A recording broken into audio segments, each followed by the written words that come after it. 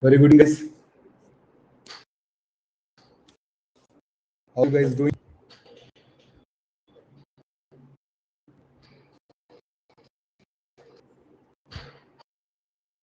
Very good evening, Ritik.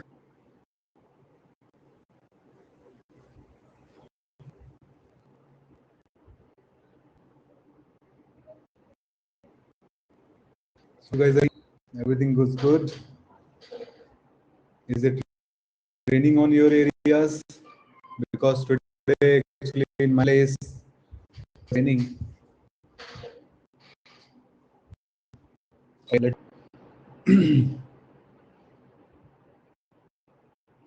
Is it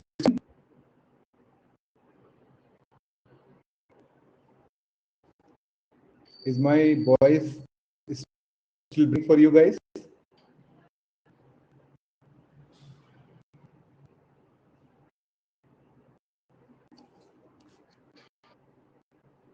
Is it happy with everyone? You guys can also try to refresh your browser. Okay, let me see. It's happening with Slack as well.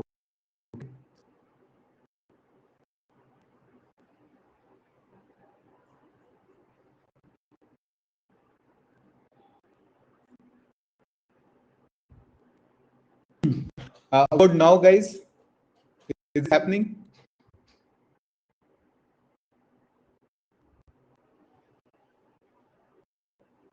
Is it will break, guys?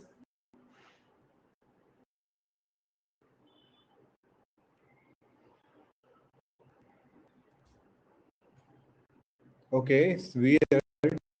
Let me refresh it.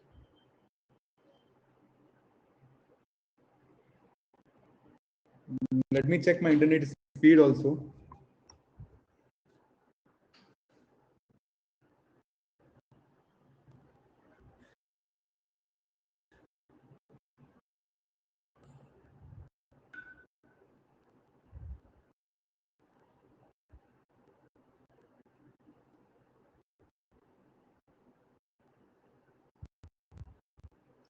Good evening.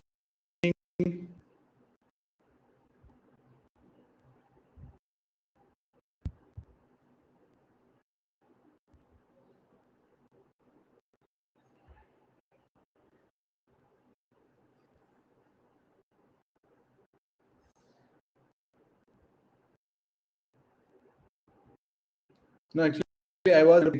So it depends when I'm in another tab.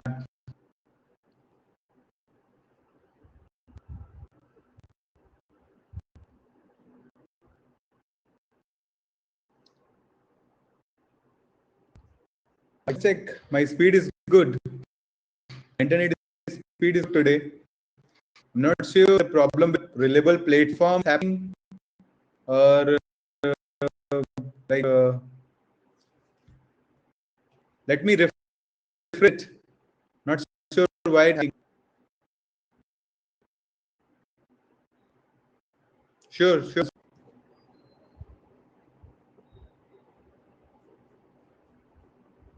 So I just refreshed the page. Can you guys hear me now? Or is it still happening? Okay. I don't know how the refresh helps. I do not know. Okay, great. So very good evening, guys. Again, hope everyone is good, doing great. So today, actually, in my area, it rains for more than 2 hours. Is it happening in your areas as well?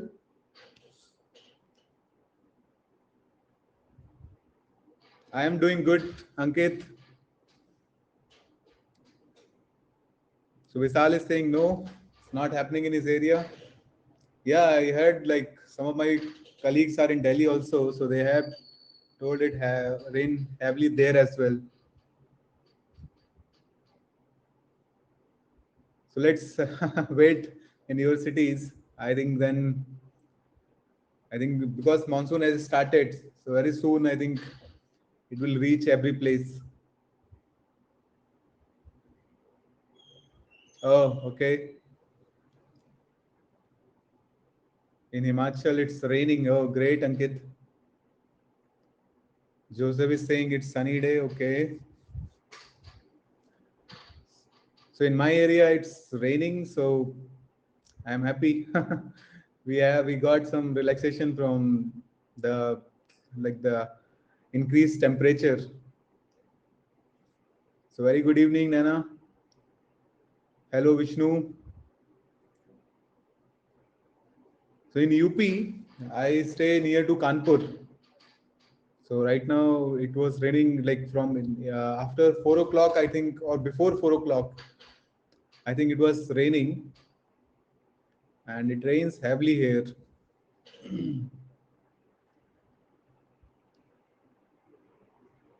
Okay, nice to hear everyone that. Okay, I think now most of the people have joined.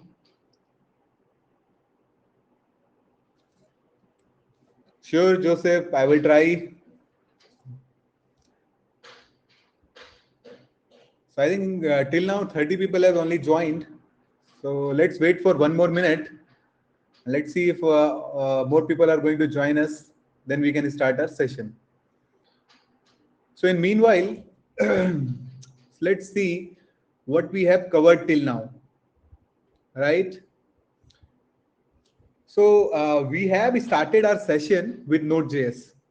We have understood why Node.js comes into the picture. We have understood that what was the reason Node.js was like leading after 2009 compared to any other languages. Then I think after Node.js class, I remember we have gone for the async, the OOPS part. Yes, OOPS part in Java Node.js. So we have understood the object-oriented part of JavaScript. Correct. I think we have spent 3 classes on while discussing these things, the asynchronous part and the object-oriented part of Node.js. And I think in last class, I remember we were discussing about the promises and the async and await and generator and iterator. These things we have discussed, right?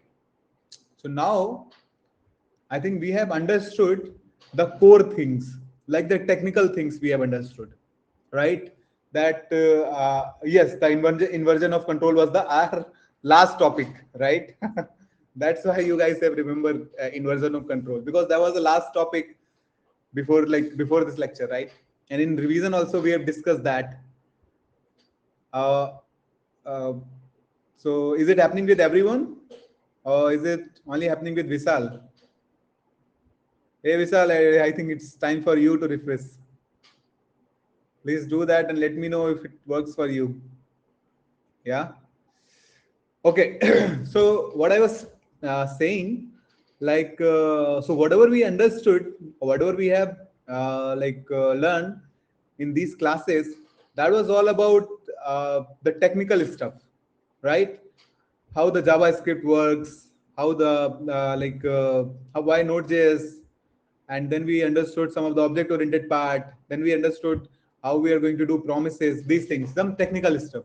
But in today class, we are going to see some of the high-level things, right? Why we need all these things, like why we need Node.js, why we need JavaScript, why we need why we are trying to do that, what is the outcome which we are going to get while learning all these things.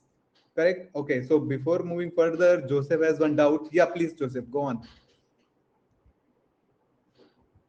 I will wait for your question.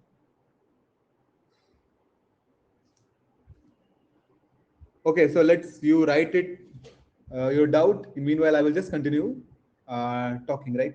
So today, actually, what we are going to do, we are going to see the things from the different perspective, not as a developer. We are going to see the things from the the common man. Correct. We are going to see the thing from the common man, like how the technology is evolving day by days. Correct. Now today we will put ourselves in the common man's shoes, and then we will see how technology is helping us. Correct? And then first we see that view, then we will see how all these things are happening. Correct?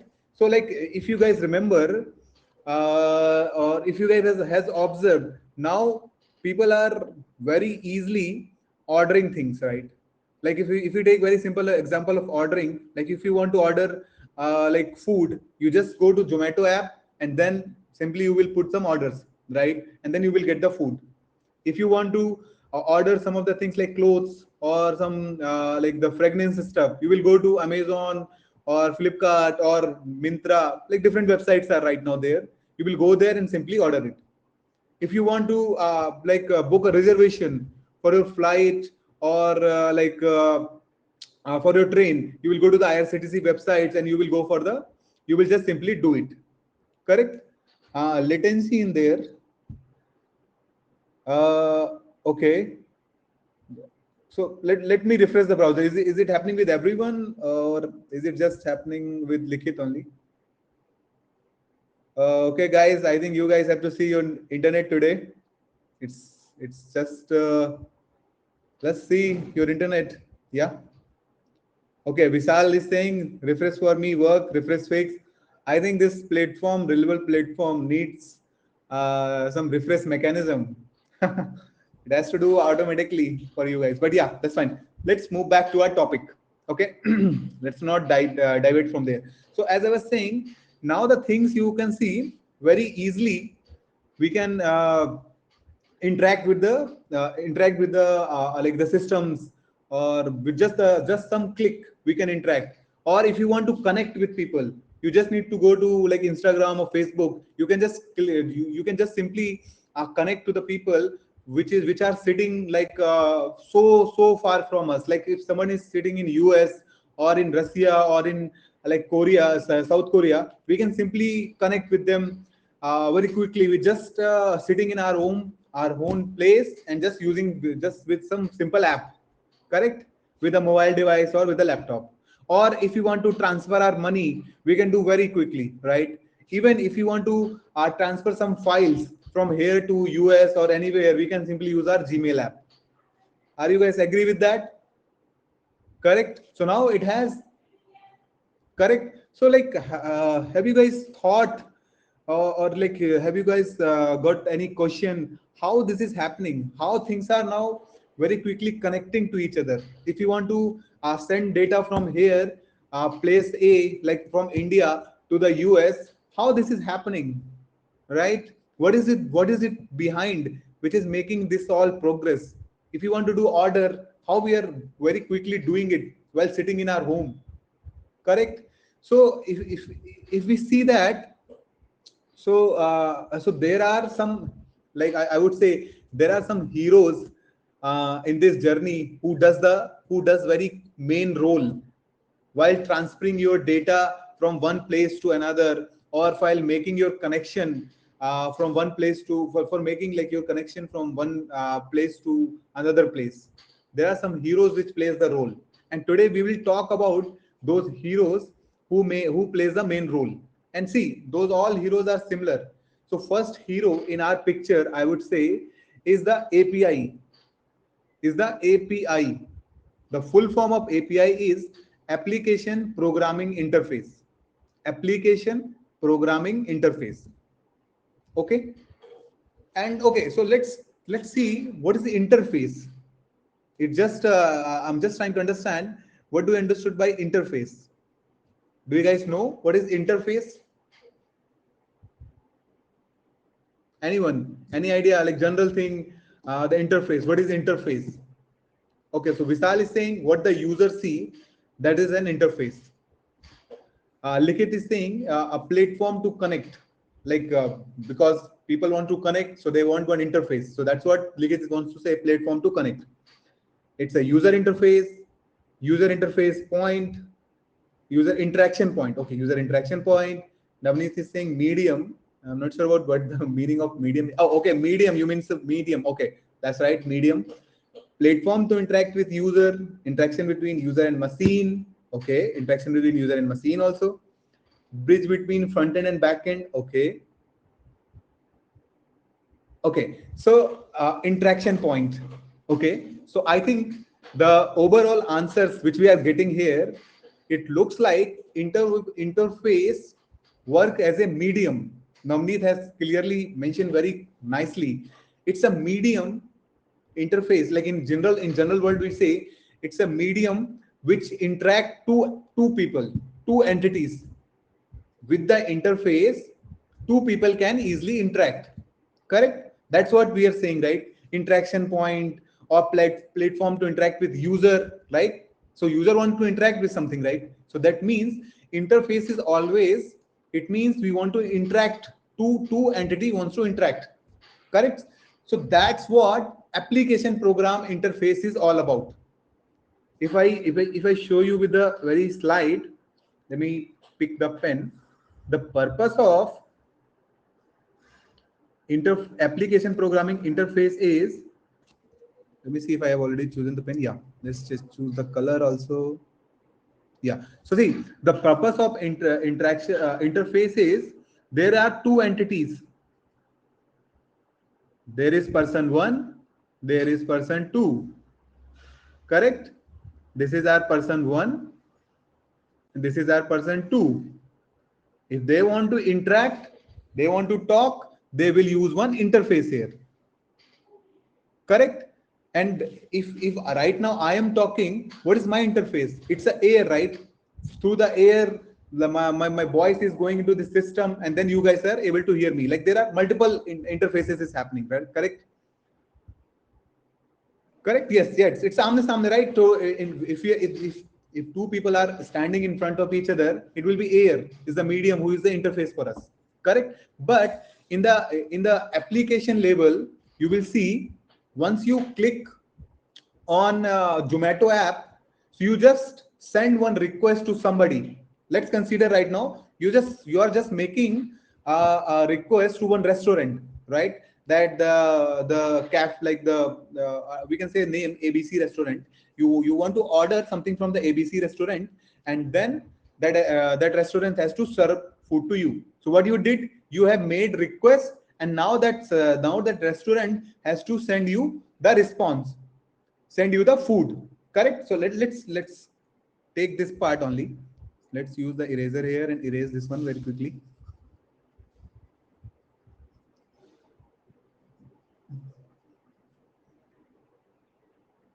So now this person one from the Zomato app has requested something. What he has requested? He has requested for burger. He has requested for burger, or ordering the burger. Correct? Just ordered pav bhaji from Zomato now. Very interesting topic. Yes, good, Nishant. So it's all, that's what I told you, right? Today we will discuss most of the things in user perspective. Okay. So now what the restaurant is will do right now, we will take it as a restaurant, right? What the restaurant will do? Restaurant will send us the response. The restaurant will respond. Simply word, respond. So restaurant will respond that yes, we will order it, and then it will provide you time, like in 5 minutes it will be reached to your home. Correct? Reach to your home. So this is what the API does. The purpose of API is to have a interaction between two entities. Correct? That's what the API is mostly doing. So right now, that is how we, all the people in the world, are connected. That's how all the people are in the world are connected. If people are connecting in US, like if the people who are living in US wants to connect to people in India, they will just simply follow this loop: request and response. If through the Instagram, let's take through the Instagram, one person will send message from there, you will receive it, you will just send the proper response. Yes, I received it. You will acknowledge it. That is how everyone is connected right now. That's why everything we are doing, it's only happening with the help of APIs. APIs make this thing to happen. APIs make two systems to interact. API makes two people to interact through the internet, right? Now you guys will say that it's happening only, see, it's happening through the internet only, or it's happening through the like the network. Somebody was saying that network is there and internet is there. See, I am totally agreeing with you that it's all happening with the help of internet and network. But at the end, the core part which is doing everything, which is API. And you guys have to remember the full form of API is application program interface. If two programs wants to interact, they need to have one interface between them, and that interface is known as application program interface. Okay, guys. See, I'm right now we are talking in the computer languages, right? In the IT terms, correct? We are talking about the two applications, correct? But in the real world, as I was saying, in the real world, let's take one more example. Okay, guys, let's you are walking into one restaurant. You went into the restaurant. Now you are sitting in the table, correct? And now you want to order things, correct? So now you have ordered, now you have ordered like whatever you want to order, you have ordered it. And now this order has to go to the chef who are staying in the kitchen, correct? Now this order will go into the kitchen and kitchen to the chef, and then those orders will be prepared, and then that will be come back to you. How? But generally how this happen? This happen through one like the what we have in the right now, like if in the cafe you see that some beret is there, or some like the I'm just forgetting the right word here. uh, let's say just forgetting the exact right name here. In like if we talk in the Hindi, so जब भी हम जाते हैं, you will see some person will come there for taking your order, right? Yes, the caterer, or like no, not the caterer. The caterer is not the correct word. So like the person who will come and take your order. Yeah, waiter. See, the very easy word waiter only. Yes. So the waiter comes to you and he will take your order, and now you are relieved. Now waiter will go to the kitchen and will say it to the chef that these things has to prepare. And once these things are prepared, that waiter will come back and put that food, whatever it has to serve, in front of you. So now you can see this waiter is an API. So now you as a person, we are requesting that I want this particular food, correct? Now waiter will come, waiter will take this request, and it will go to the kitchen and restaurant, correct?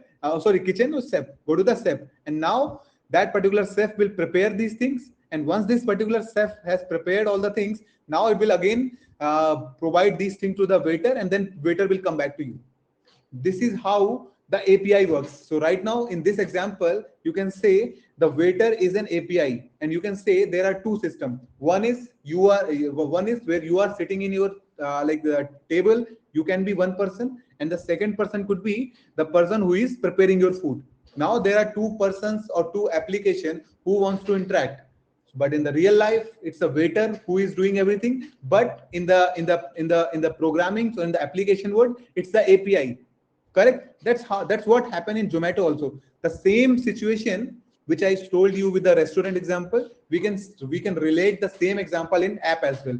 Right now you are not sitting in the not right now you are not sitting in the restaurant. You are sitting in your home, correct? And now you are using that mobile. So now with this mobile, you are making a request. You are ordering something. Rather than waiter, now this time API will come into play, and this API will take your request and go back to the restaurant. That's like the restaurant, correct?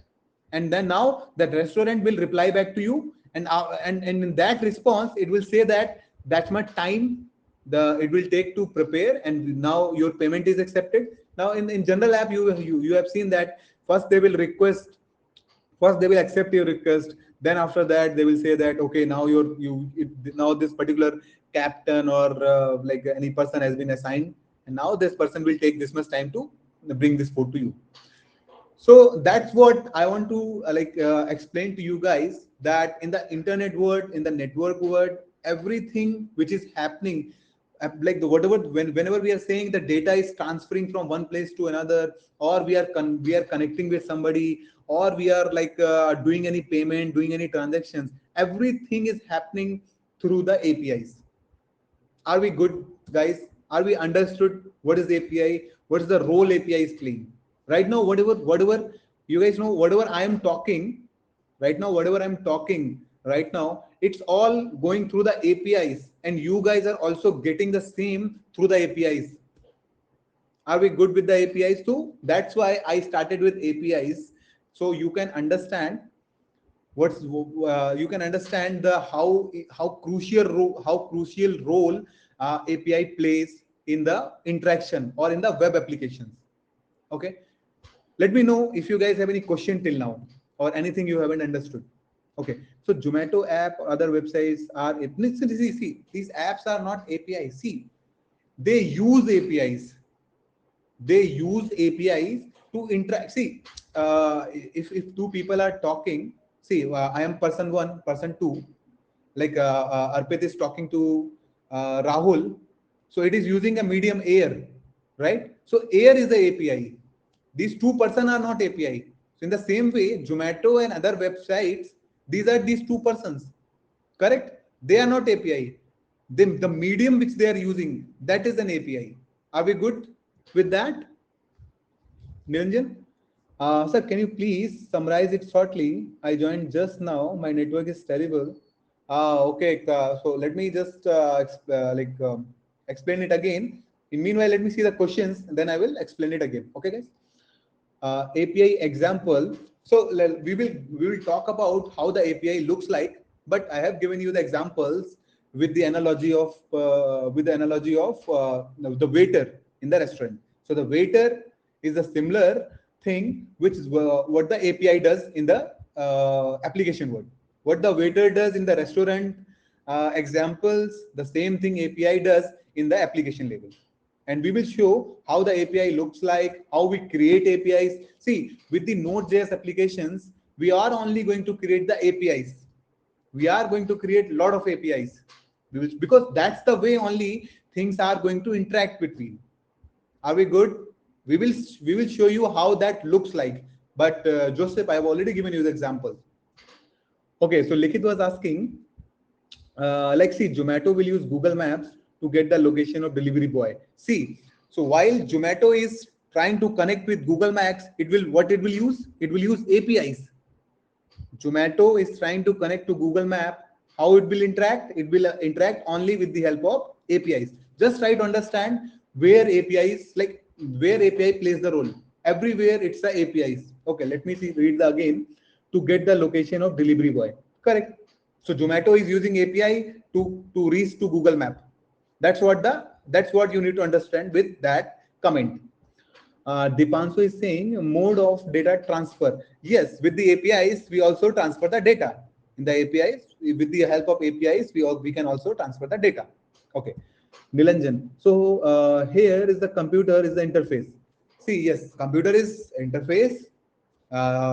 Yes, computer is going to be interface. With this interface, this is not the application programming interface. Correct? See, application programming interface, it's not. When you will use any application, then the application programming interface will come. Computer is an interface, but it's not an API. It's an interface to interact with the multiple services which computers provide. Like it could be interface for calculating something. The computer could be interface for writing something. Correct? The computer could be interface for connecting to Word. Connecting to Word means through the browsers. Correct? We can connect to the Word. So that's why computer could be the interface. APIs provides way to interact. Yes, API provides ways to interact. That's the right word. So do application wants to interact, we will provide API provide you the way. API does the things. Correct? Without API, it's not possible to order online. Yes, that's true. Without API, it's not possible to order online. Correct. API is to walk. API is the way to talk to an application. Yes, that's right, Ankit. Joseph, JSON is API.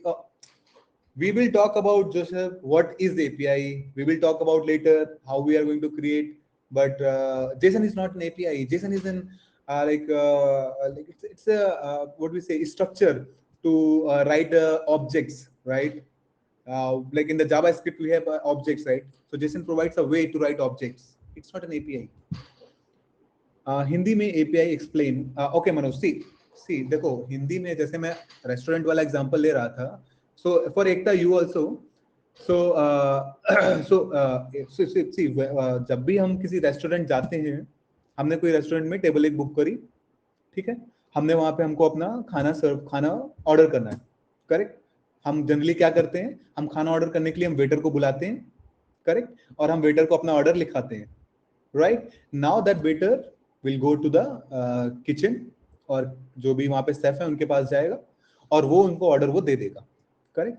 इसके बाद chef अपना काम करेगा, खाने को serve like plate में रखेगा. इसके बाद वेटर को वापस बुला करके फिर अपना उस प्लेट को दे देगा और आप वेटर फिर आकर के आपके टेबल पे खाना रख देगा. That's what waiter does, correct. So now you can सी दो पार्टी हैं, जो एक तो खाना खाने वाली जो कि हम रेस्टोरेंट में गए हैं, और दूसरा जो खाना बनाने वाली है, right. There are two parties, they wants to interact but they are not directly interacting. ऐसा नहीं है कि मैं डायरेक्टली जाकर के किचन या शेफ वाले को बोल रहा हूँ कि तुम ऐसा ऐसा करके दो मुझे, करेक्ट. हम एक वेटर के थ्रू जा रहे हैं. हमने एक वेटर को बोला और वेटर ने गया, वेटर ने ऑर्डर लिया और वेटर हमारा ऑर्डर लेकर के आया. यही काम एपीआई करता है दो एप्लीकेशंस के बीच, ठीक. अब हमने यही सेम चीज को हमने जोमेटो में ले लिया. अब हम घर पे बैठे हैं और मुझे जोमेटो से ऑर्डर करना है. अब इस समय हमारे सामने वेटर तो है नहीं. अब हम क्या करेंगे, हमने अपना एप्लीकेशन ओपन किया, जोमेटो ऐप यूज किया. अब जोमेटो ऐप ने क्या किया, जैसे ही मैंने अपना ऑर्डर सिलेक्ट करने के बाद, हमने ऑर्डर में सिलेक्ट किया भाई हमको कि भाई हमको बर्गर चाहिए और कोल्ड ड्रिंक चाहिए. हमने दोनों चीज सिलेक्ट कर ली. हमने जैसे ही उसको सिलेक्ट किया, अब एक एपीआई हमने ट्रिगर करी जो कि रेस्टोरेंट पे जाएगी, जिस भी रेस्टोरेंट से हमें ऑर्डर लाना है, करेक्ट. वहां पे उसके पास गई, उसके पास रिक्वेस्ट गई, उसने एक्सेप्ट किया, उसने जो भी किया उसने अपने सिस्टम पे वो सब किया. इसके बाद उसने तुमको एक रिस्पॉन्स दे दिया. उस रिस्पॉन्स में क्या आया कि तुम्हारा ऑर्डर प्लेस हो गया है और it will take 15 minutes to bring this order to your home. So now ये जो चीज बीच में हुई है ना, जो रिक्वेस्ट गई है तुम्हारे ऐप से उनके पास, उनके ऐप से रिस्पॉन्स आया तुम्हारे पास, ये एपीआई कर रहा है at the application level. So this is how the API play the main role while interacting between two applications. So that's what I only explained till now, that the API plays very crucial role. I was just giving an example of this Zomato. You can take any example. Even you are connecting in Facebook, or like you are liking somebody's post, how they are able to see it like suddenly your likes. It's all happening through the APIs. Once you interact with any of the things in the browser, every time one API triggers. So that's what how important API plays the roles. Okay, let's see the other questions. API is a software intermediary which allows to have to talk with each other. Yes, we can say API is intermediary which allows to have to talk with each other. That's totally true. So backend developers play a key role because of API deployment. Yes, that's what the backend developers do. They create APIs, और इसके बाद जो भी APIs के अंदर होना है, like once the waiter has go, जैसे ही वेटर ने ऑर्डर लेकर के आपके किचन के पास गया, अब किचन में काम होना है, राइट. किचन में कुक्स को बनाना है चीजें. तो यहाँ पर API डेवलपर्स जो होते हैं वो यही काम करते हैं, डेवलपर्स का काम करते हैं यहाँ पर, राइट. तो API बनाते हैं, पहले वो API बनाते हैं, तुम्हें बताएंगे कि तुम्हें भाई ये API चाहिए, तुम्हें अगर ये चीज चाहिए तुम ये API यूज करो, तुम्हें अगर ये चीज चाहिए तुम ये API यूज करो, correct. That's what the backend development or API development is all about. Okay, let's see. Do not go further, guys. Then server, waiter, and we will talk about that. Let's see first. Are we good with the APIs? I know you guys are excited to know more about that, but are we good with the APIs part? Have you guys understood how the APIs played the important role? That's what the intention of mine is right now. Okay, great. So now we are good with APIs. Now we have seen that what is API and how APIs play the important role. Correct? Now we will see now in the application level. In the application level, now we will also try to understood what are these two applications which we want to interact? Like though there are two things which wants to interact, right? So now we will give them also the name. In the right now, what the slide I'm sharing, you can see there is one person one and the person two. Now we will give them a name also in the computer languages. So now the person one who is making request, that person is known as client. That person is known as client. So client could be anything. Client वो है जो request को raise करता है. वो एक person हो सकता है, वो एक एप्लीकेशन हो सकता है, वो एक ब्राउजर हो सकता है, वो एक मोबाइल ऐप हो सकता है, वो एक एटीएम मशीन हो सकती है. Client could be anything.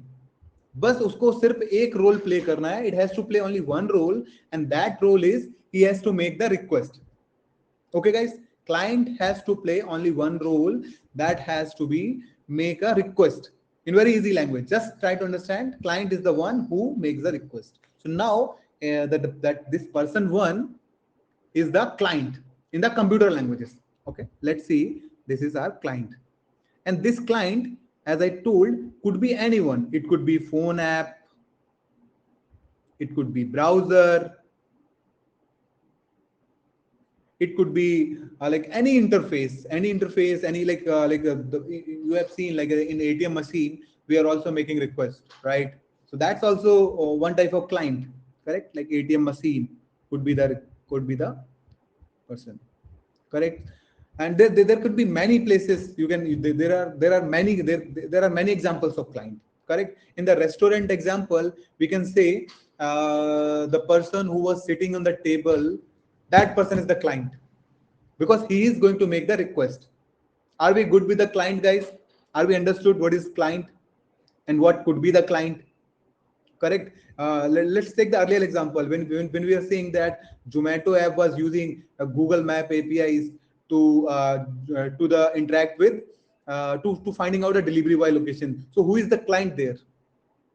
Who is the client there in the example which earlier somebody has given, when the Zomato was trying to make a request to the Google Map APIs? Yes, it's the Zomato, right? Because Zomato app is now making a request. So Zomato app now become the client. Okay, guys. So now we are good with the client. Okay. Now we have understood two things, API and client. And client uses API to make request. Are we good with that also? Client uses API to make request. Okay. So Sahanwaz has one more question. Can we do automatic request before the client do by understanding client mind through Neuralink? Can we develop? So we are talking about now the machine learning and the AI part, as the Sahanwaz has raised this part. So yes, Sahanwaz. So I think that's what the big data science people or AI engineers are trying to do it. But it's possible. It's definitely possible if you can read the sign, because see, you need to read the sign, and based on those signs, you can just predict. You can just predict that this person is going to need these things. So that's why we need to make this request from the client. So this is possible. This is, but still, people are working on it. So we can discuss later about this part. But yeah, that's definitely out of context question, guys. Okay, so let's see. Ankit has one more question. Zomato have to pay for Google Map APIs. That's totally different things. They are paying or not. That's between Zomato and Google Map. Why do we care? Why do we care? If Google Map is saying that I will not provide my services freely to you, so the Zomato has to pay if they want to still use it. That's another thing, right? We only want to know how that things are happening, and that thing is only happening with the help of APIs. Okay. Because my mind raised, then there because my mind raised. Okay, now. Okay, Sahanwaz. But yeah, that was nice question, Sahanwaz. But yes, people are doing it. You could read about Neuralink or Deep Link, like I think deep learning. These things are happening, so you can read about it on Google, and let us know also. Rahul Kant, then their ML will become client. So see, ML is a different thing, right? So definitely there will be some client who will be using this ML. You can say that there will be a client which could be using the ML there. We care only about learning APIs and their development. Yes, Nanjans, the paying part, once we are going, like you are going to create any apps which is going to interact with Google Maps API, then I think you need to know, then I think you need to know about the paying part. But I am not sure. I haven't worked with the Google Map API, so but I think they provide some of the free stuff. So not sure. Okay, so we have covered the client and APIs. Okay, guys.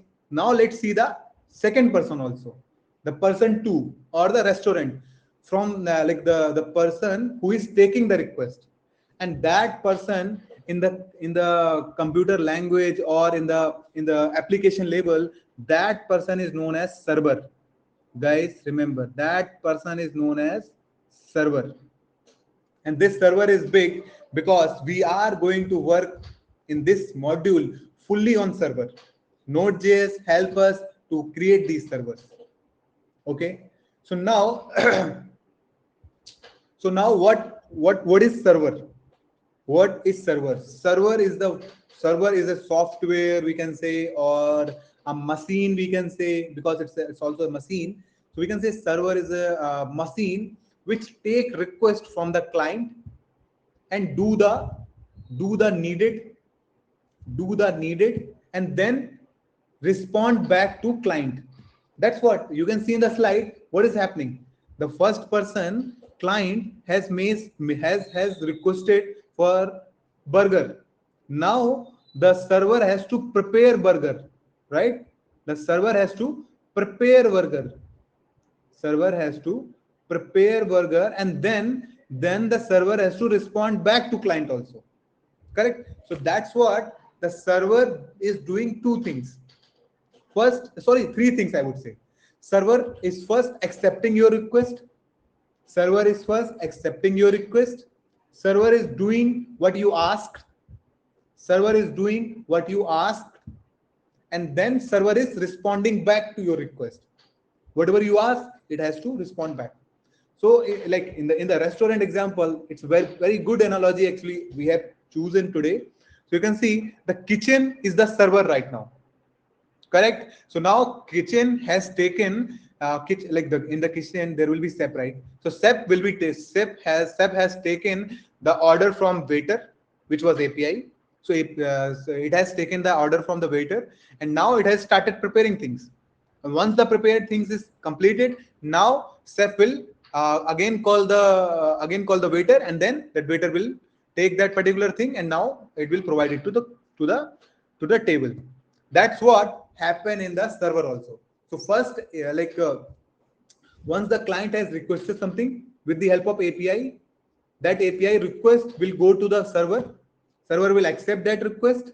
Once it accepted, it will do the things which you need, which you have done, which you have asked for, right? And then after that, once the thing is done, now server will respond back to the client that this thing is done. Take your output.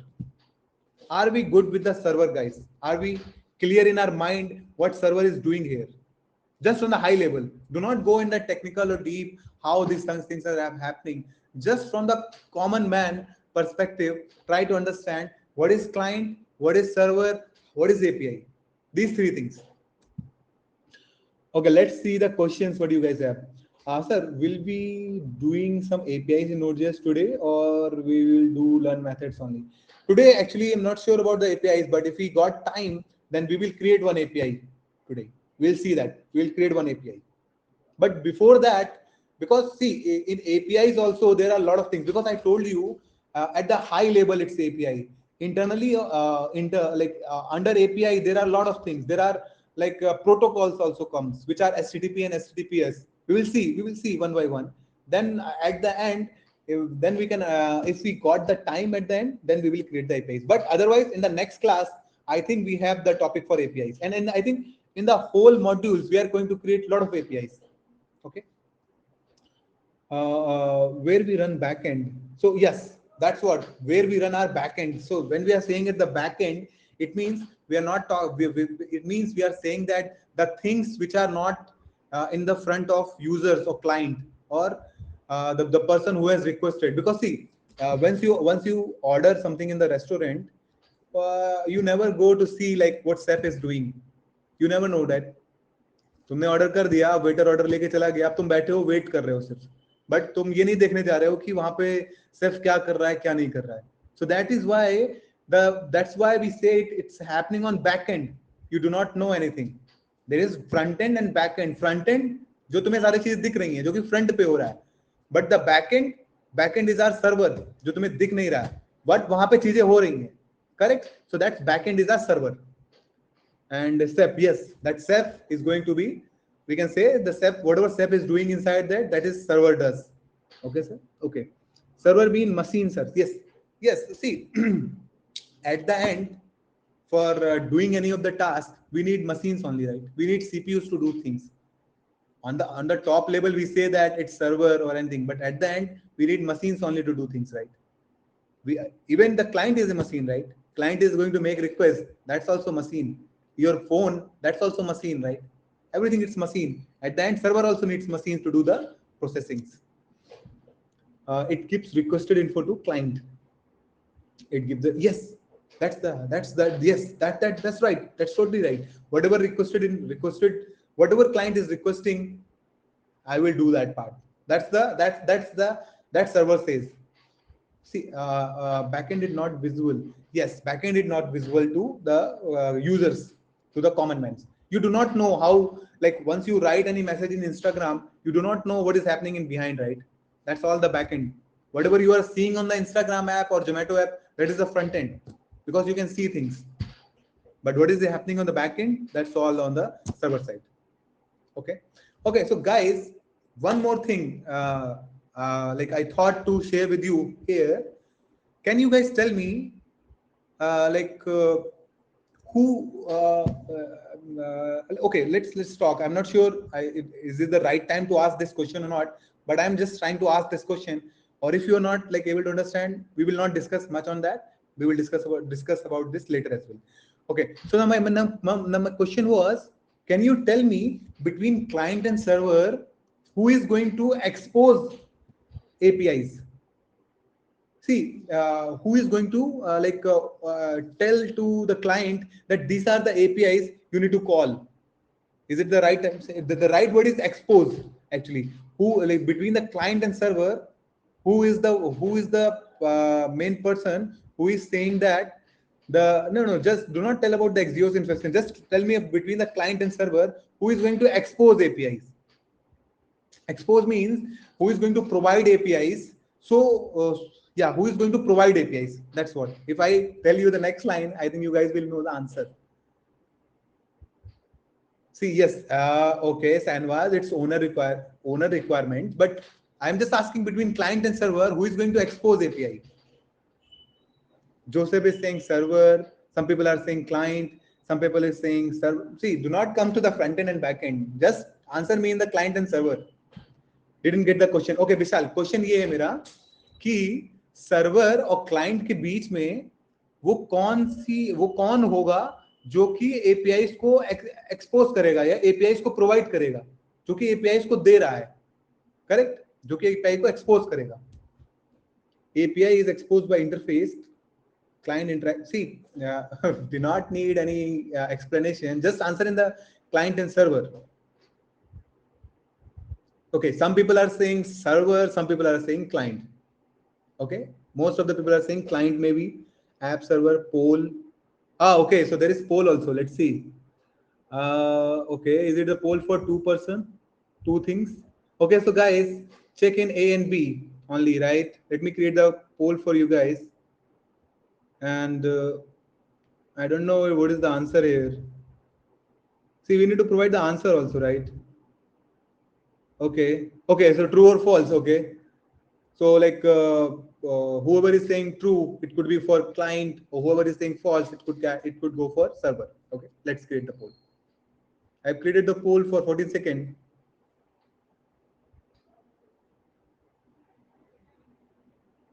It's still happening.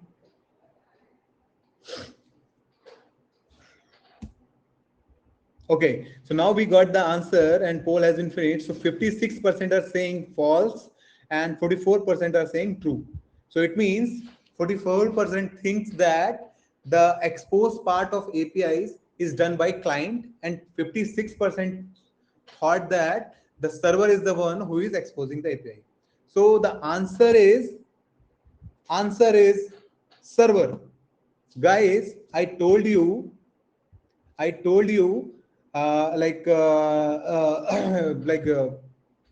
I think in while I was discussing, I told you in the Node.js app we are going to create multiple APIs, right? It means the server is the one who always exposes the APIs.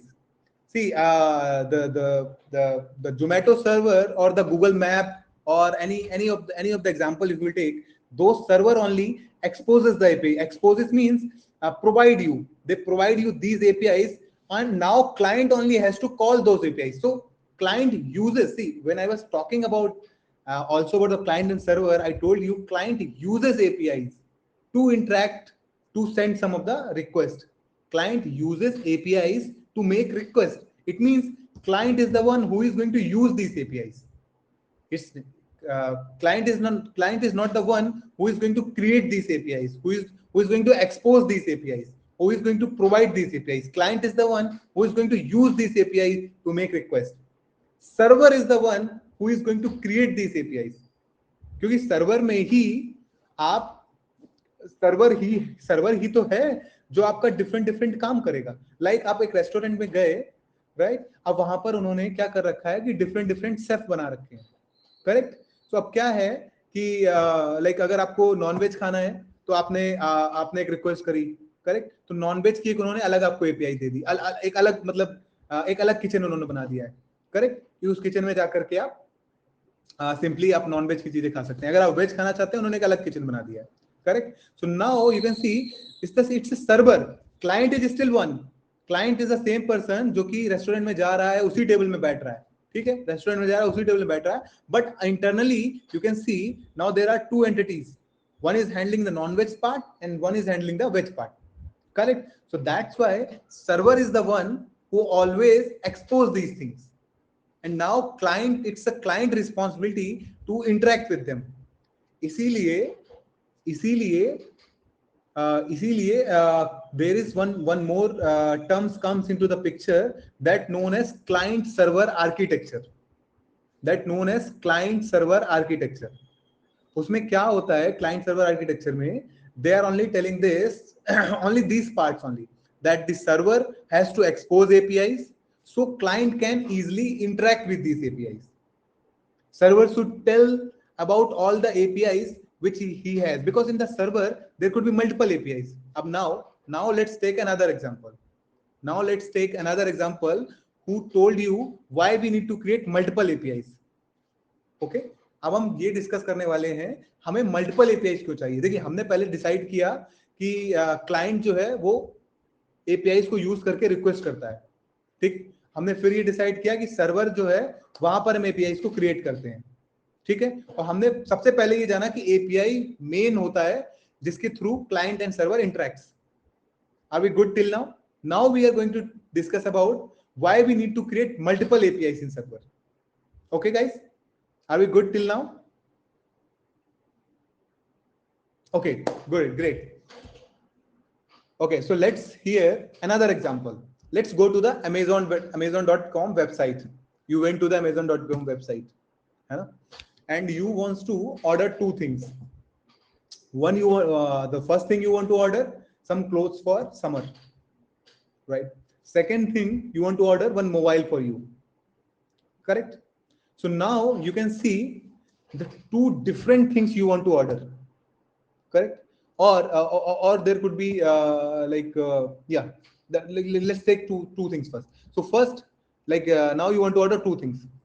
First, you want to order the clothes. Second, you want to order the the iPhone, or somebody was saying iPhone. So let's talk about iPhone. You want to order it, correct? So first, so see, now I will tell you how many APIs you are interacting with. So first time when you will open amazon.com, that's the first API which you will interact, because now from your browser you want to interact to the Amazon server, because from there only the amazon.com, the things which you are seeing into your screen, those things will come to you. So first API is the amazon.com API. Okay, that is the first API. Second API, now you will search the summer clothes in the search box. That is the second API where you will call. These are two different APIs, guys. In the first APIs, you were able to see things. In the second APIs, you are searching it. Now, third API will be happen once you have searched, you are seeing the result. You have to click on some clothes. That will be third APIs, where you will just see the information about that particular clothes. That this clothes has this brand, this price, this size, all these things. This will be third API. Okay. The fourth API will be where you are going to click on checkout button, like the add to cart. Sorry, add to cart. Add to cart. That will be the next API. Yes, every call is an API. That's why we need to create multiple APIs. That's why we need to create multiple APIs in our server. Every time we are making anything, every time a new call is happening, every time a new API call is happening. So website consists of APIs only. Yes, websites, whenever your websites wants to interact, it always uses APIs. And now let me show you. Let's try to see it at the live. Let me share my screen and let me show you how can we see the APIs. Okay, let me share my screen. Okay, so somebody was asking, then server will hang. Correct, guys. If your server is not able to handle these many requests, then definitely server will hang. That's why we have that's why we use scaling. That's why we take server which has powerful resources, because these many requests are coming to you. Yes, we have so for every component on a web page, we have a different set. See, it could not be because see the search one, the same API you can use for the iPhone also, correct? Same API you can use for iPhone searching, same API you can use for clothes searching. So that API could be same,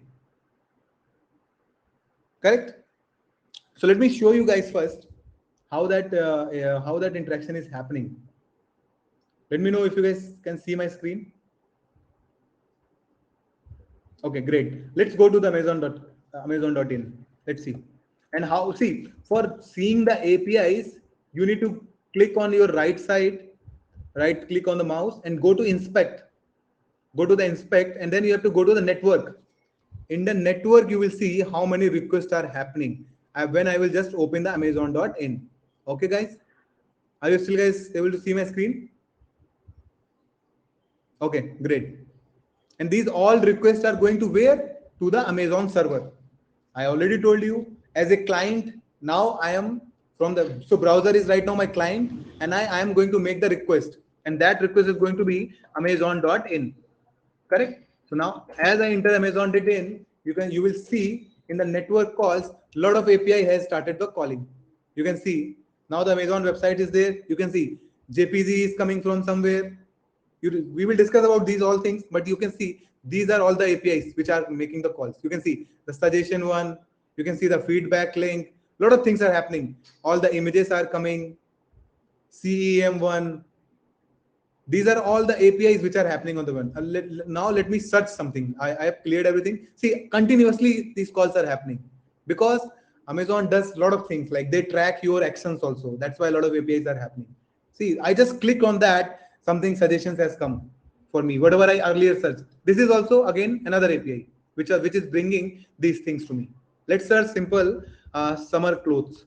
See, I'm just writing everything what you are seeing in there. You can see these values, these all are coming from the suggestions. Let's see the responses. You can see in the responses, suggestions are coming, right? See, summer mobile phone, summer flower seats, summer, that's what I'm seeing it here.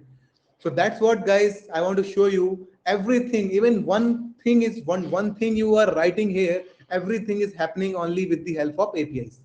Are we good? Are we good with the APIs? Okay, so sir, repeat. Joseph is saying, so repeat. Let me show you. So Joseph, what I was trying to say here, that whatever we are doing in this website as a client, right now I'm a client, right? And these all things has to go to the server, correct? And now I am making request for summer clothes. So once I write summer clothes, see, these suggestions are also coming from the server side. right? And how these suggestions are coming? These suggestions are coming only through the APIs.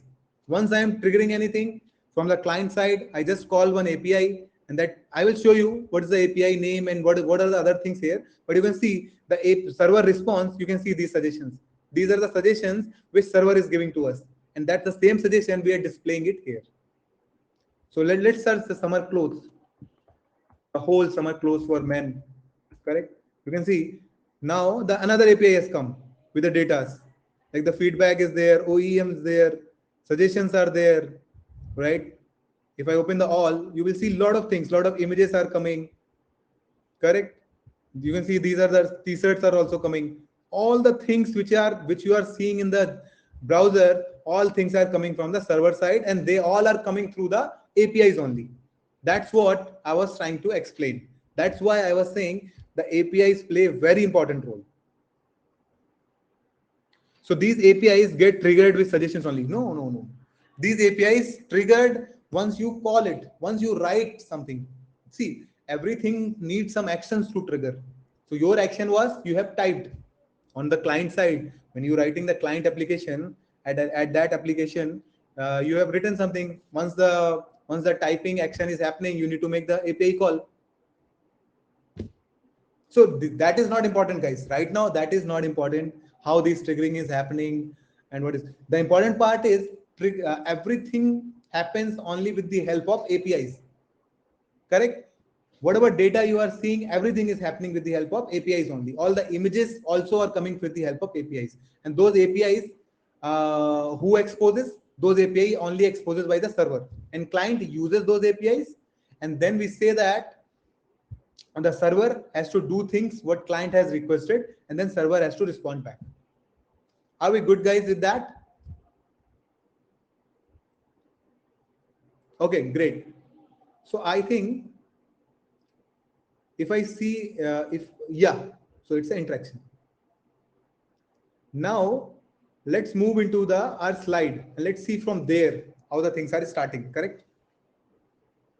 So guys, always remember the structure which I prepared here. So this is our client, this is our server, the second one. Okay, let me use the pen. I think, yeah, this is our server, this is our client, these are the APIs which are making requests. Now whatever we are going to discuss till the practice, everything is going to be circle around here only. सब कुछ इसके आसपास ही घूमेगा जो भी हम आज अभी बात करने वाले हैं.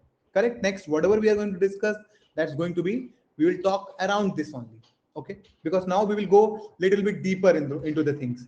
Okay, server is for calculation. See, server is not just for calculation. Server can do lot of things. Server can interact with databases. Server can connect to database, bring data from there. Then it could do filtering on that.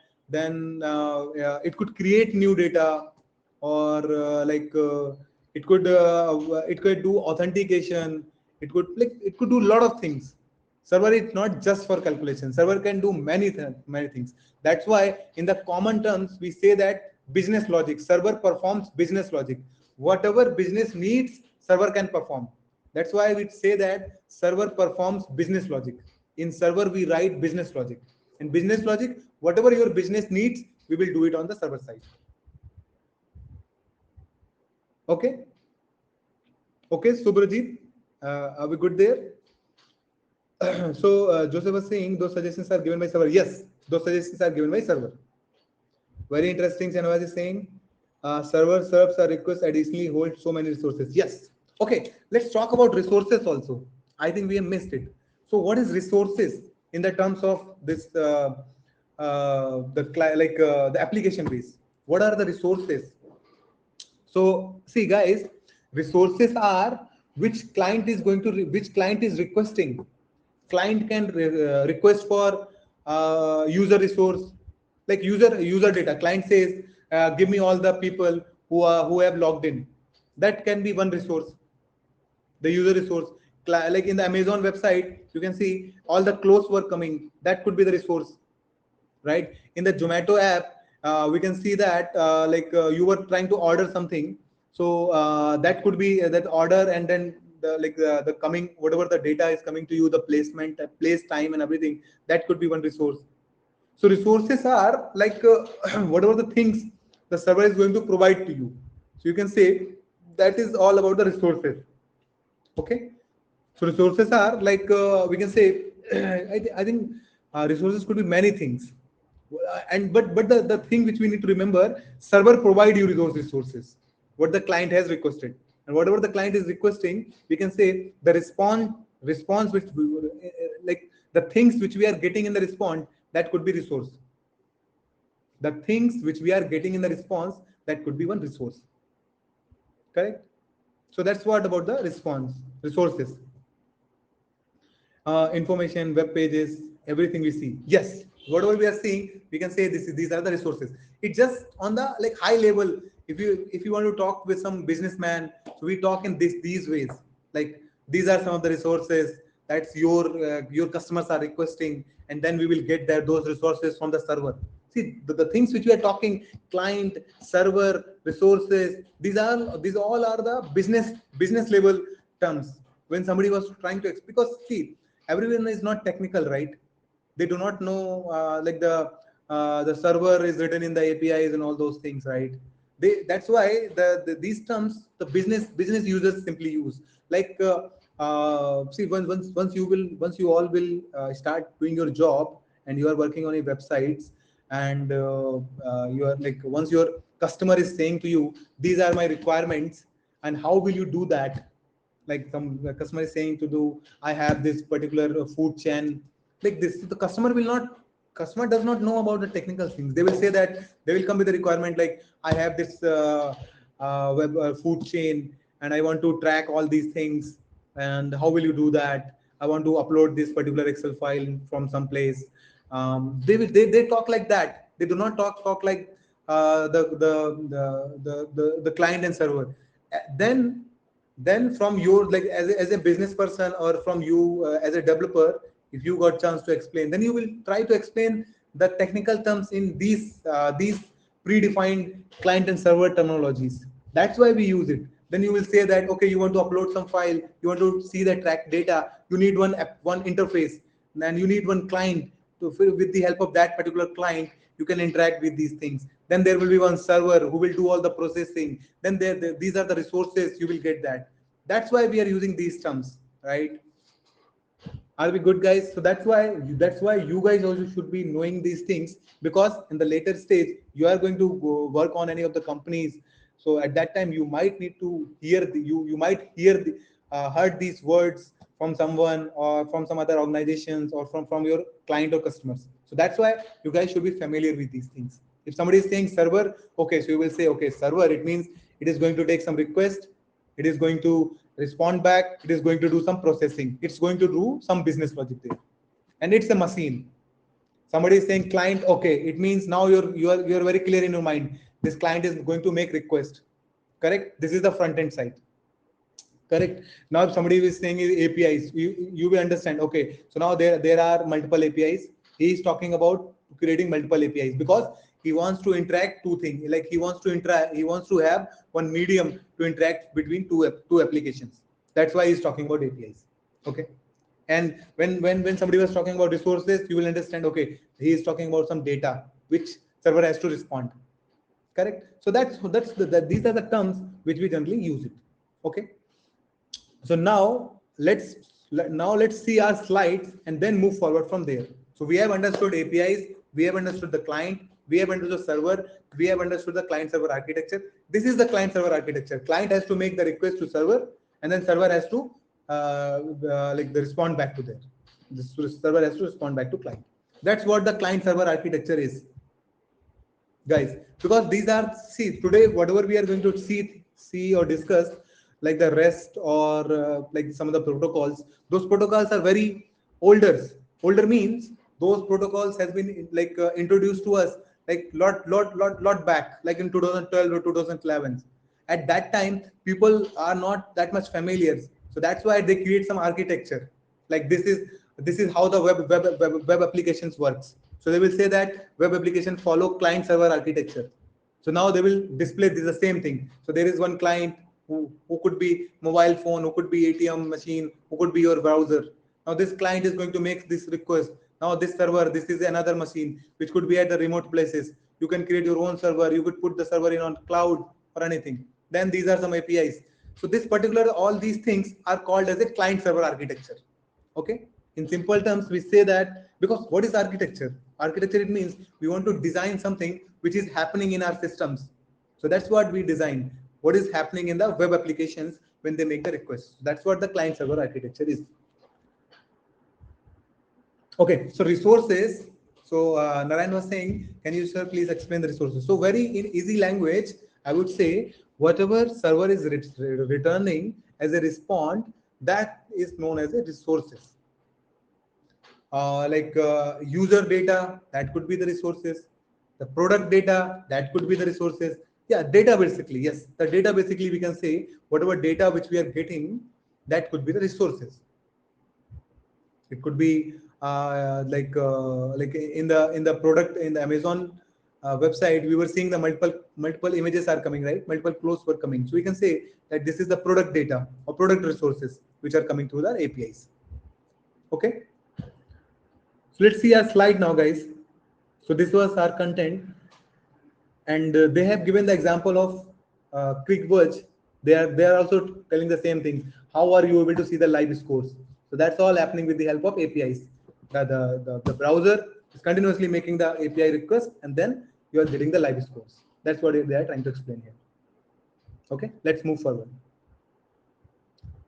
So backbone of all the interaction on internet, it's simple architecture. So that's what they are trying to explain. What is this architecture? But that's all. I also told you what is this simple architecture, and this simple architecture is this one only: client and server. The things which they are showing in the internet, that's the API only. In internet, see internet. If we talk about internet just simply the connected machines. So the wires, or right now we say it is Wi-Fi also. So what Wi-Fi does? Wi-Fi provides some waves that your system connect, that your system catches, and then within that waves, you just pass data from your system to that Wi-Fi router, and then from Wi-Fi router, now it is again the wired to your internet provider. So that's all the internet is. Internet is the connected. So at the end, internet it just connecting to devices, connecting your device to the other devices. At the end, connected is the wired connection. But what is the real thing which is making interaction between a client and server? Because internet is needed to interact, because without internet we cannot we cannot reach to the server, correct? So that's why internet is very basic thing. Internet definitely needed. But apart from internet, in the terms of as an application developer or as a backend developer, what is the thing we needed? That is an API. As a web developer or as a backend developer, apart from internet, because you cannot do anything on the internet, like the if the client wants to interact, they have to plug in the internet, right? They have to have internet. So you do not need to do anything. But as a backend developer, as a web developer, the thing which you need, it's the APIs. The API is the one who is making your client and server interaction. Internet is just a medium. Yes, internet is like it's. I would say it's a like what like it's a basic necessary. Like we should not by default. Sometimes we say that, right? It's obvious. So that's what we can say. It's internet. Without internet, you cannot interact in the digital devices. So that's why internet is very basic thing. So it may possible that these client servers change depending on the flow of data, right? It may possible that these client server change depending on the flow of data. I'm not sure I understood your question correctly, but why do we want to change our client and server? Like if you want to modify some of the things, definitely we can do. We can modify our APIs. We can create new APIs and flow of data. Let's see. Let's read further and let's understand how, like, if that question makes little bit sense. Okay, Dipanshu? Internet act like a petrol in a bike. Yes, yes. We are connected with reliable platform through internet. Yes, but we are connected with the internet. That's fine. But whatever things are happening, like I'm talking that this things is going there, I'm able to read your chat and everything. This is all happening with the help of only APIs. How suggestions are made from server without completion of request from client. Okay, guys, I will just give you very little bit about it. So see, what happened once you type 3 letters, it just take that 3 letters from your input, then just make an API call, and then that API call. See, server and client are separated; they are not in the same machine. Client is running on your browser. Server is in another place. That's where you go through the IPs. Like your DNS server is there. I think we will we will talk about that later. But server, just understand, server is at a remote place. It's not on your machine, correct? So that's why once you write 3 letters, client has made request. It goes to the server. Now server is responding as soon as possible to you, so you can see the suggestions. That's what is happening. Once you write 3 letters or four, as you write fourth letter, the next API will call. As you write the fifth letter, next API call with those 5 letters. That's what happening was there. That's what happening in the Amazon websites. Server भी like ये लिखने वाले हो क्या? That's right. Server is saying that as you write this, ये चाहिए क्या तुम्हें? ये चाहिए क्या तुम्हें? ये चाहिए क्या तुम्हें? So that's what the server is doing. See, Google also does that, right? As you write the 2-3 things, automatically Google will also show you suggestions. So that's all happening with the servers only. So you're like Deepa is saying, so you're like API for us. I could be yes, I would say I can say that in the interaction, like I could be API for you only. Later on, I could also talk to you through the recording. That could also be an API. Okay, let's not talk about the server and everything. I think we both are just using one interface to interact. We both are client right now. You are also client for the reliable, and I am also as a client for the reliable. Something is happening, like there is reliable server who is doing everything, right? Correct. Google suggestions are next level. You will see those at literally everywhere. Yes, yes. Okay, let's move further, guys. As we understood the client server architecture, let's see what next in our slides. So okay, so they are talking about the client. So as we know that clients request information depends upon server. Yes, clients always need one server, right? That server will only fulfill his request, whatever request he's going to make. Because client purpose, like the sole purpose of client is I have to make request. Like in Hindi, one dialogue is there. अपना एक ही गोल है अपना, वो है सिर्फ request banana. I think there is one movie in Hindi. So that's what the client's purpose is. I just need to make the request. Correct. And they're saying hold no additional resources. See, client is not the one who is going to hold additional resources. It's the server. Server is going to connect with databases. Server is going to connect with any file if you want to read any file data. So that's why server is the one who holds the additional data, additional resources. Correct. At the end, you see, client can make the request for resources. इसके बाद server provide करेगा उसको. Server ने provide किया. Now client has to display those things. That's why client does not hold any resources. Okay. Client will just display to you. Then you will go into the next page. Those resources are gone if they are not caching it. If they are not caching it, okay, let's forget it. They will just go it. They will just like once you are going to the next page, the previous data is gone. Just remember right now that. Okay, but there are some caching mechanism also.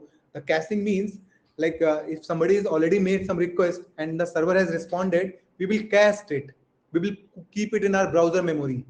And then next time, if somebody is making same request, rather than going to server, we will use that data from the browser. That's the cache. That's the caching. We say that. Okay, guys.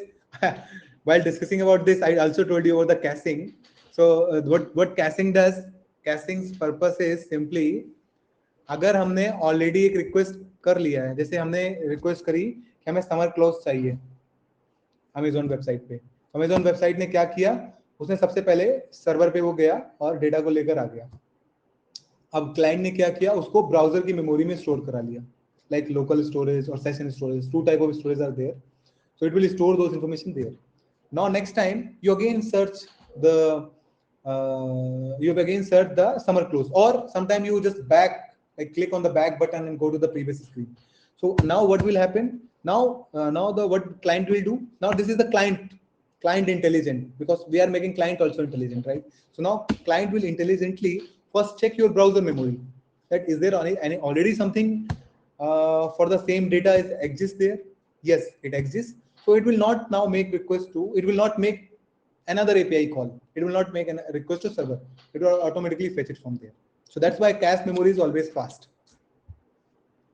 Yes, most of the website uses caches right now. But see, in the caches, they do not keep like larger data. They just keep very small data. Like your, sometimes they, like the session information, like once you logged in, they have some session information for you, right? Those things, small things they keep it.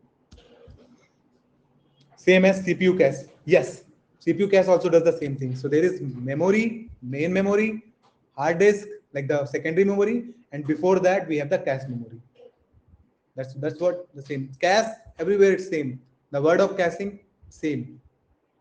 In our mind also we say we have main memory, we have like secondary memory. Some things which we like what happened in 2008. Sometimes we remember, like, right. So that's what the secondary memory. Primary memory. Right now, whatever I'm teaching you, that's all could be in my primary memory. Sometime, like right now, I'm in the request information. Some things are coming in my cache memory. That's why I'm sharing with you guys. So yeah, that's, I think it works everywhere in same.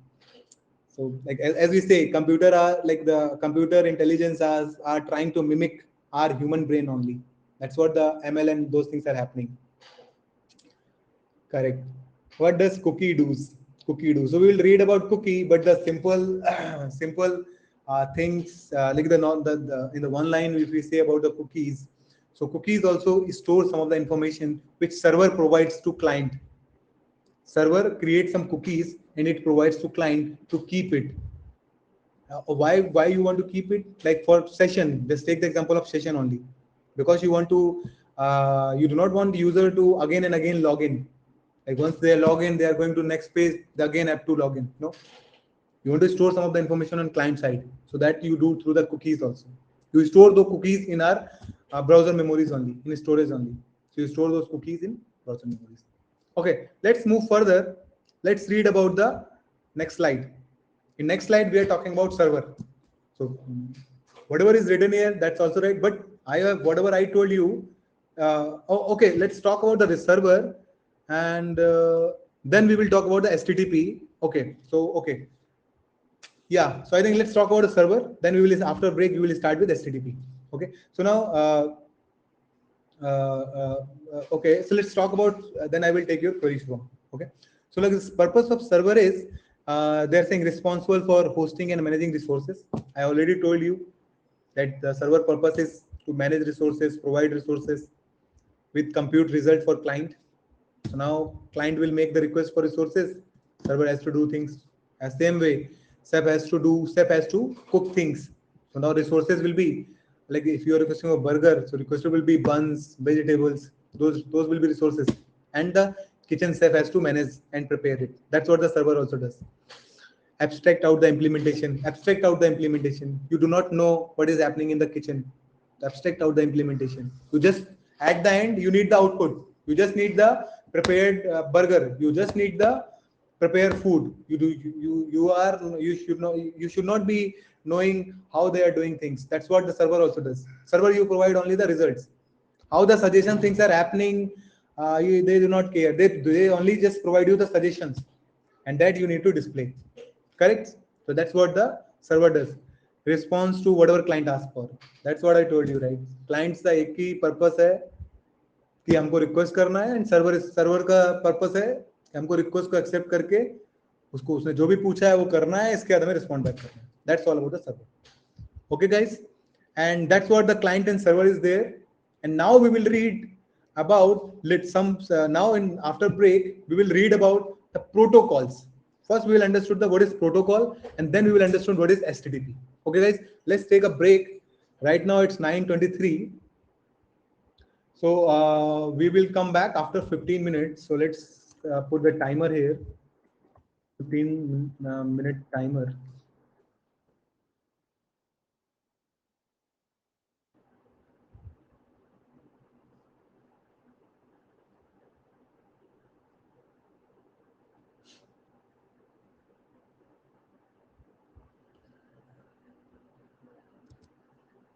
Let me share my screen. Okay, so there was some question. Okay. Okay, previous slide. Okay, sure, I will show you. So if there are non-e-commerce website like My Government Hotel, so will that site use it? Guys, is that the correct question, Nishant? Because the government website is also a client, and they always see every website follow the client server architecture, and if they are following the client server architecture, they need to use the API for interaction. So every website, even it's a e-commerce, non-e-commerce, mobile applications, everywhere we are using APIs. Okay, Nishant, is that answer your question? Great. Sure, sure. Okay, so let me share my screen and open that timer for you guys. So we could connect after 15 minutes.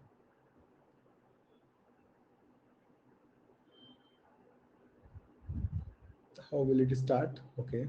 Yeah. Okay, guys. We'll talk after this. Yeah.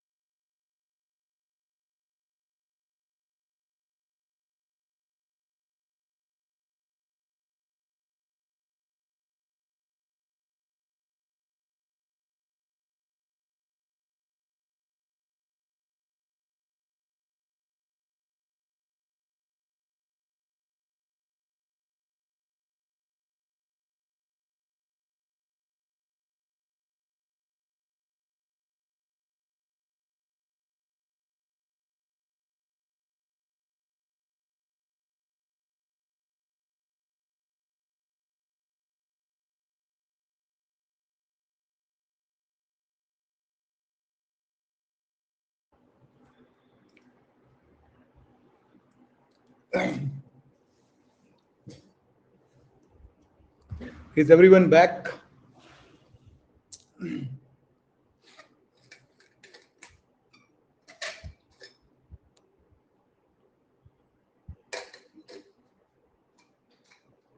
you guys do dinner in this break? I generally do dinner in this break. What about you guys?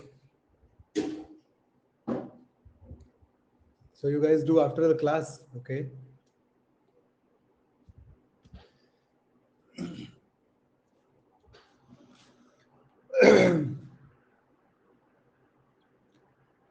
I see. Okay, so is everyone back now? We should start?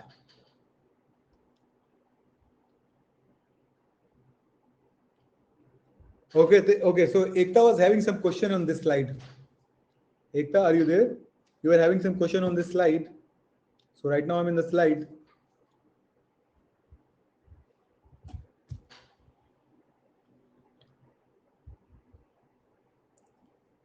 Okay, so once I think we'll wait for 1 more minute so everyone to join back. Then we will move further.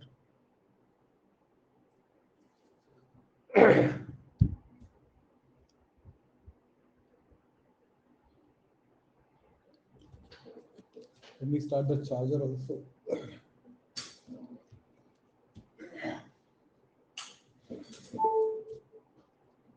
Okay.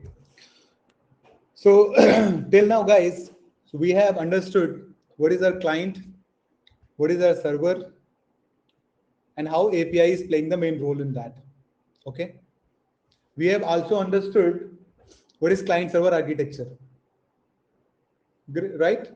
Okay. So let's move further and let's understood HTTP protocol. Because what because when client is making any API call, that call only goes through the HTTP protocols. Okay, so first let's break it. What is protocol? Can anyone answer me? What is the meaning of protocol in simple words? Nishant was saying set of rules. Okay. Anyone else? Rules. Okay. Vishal is saying rules. Ritik is saying conditions. Okay. Standard norms.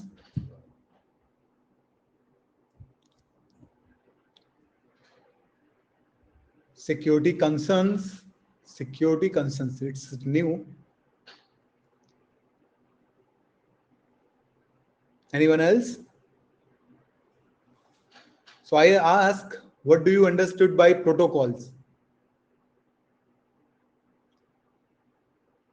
Rules needs to obey, structure, procedures, compulsions. Okay, procedures to follow.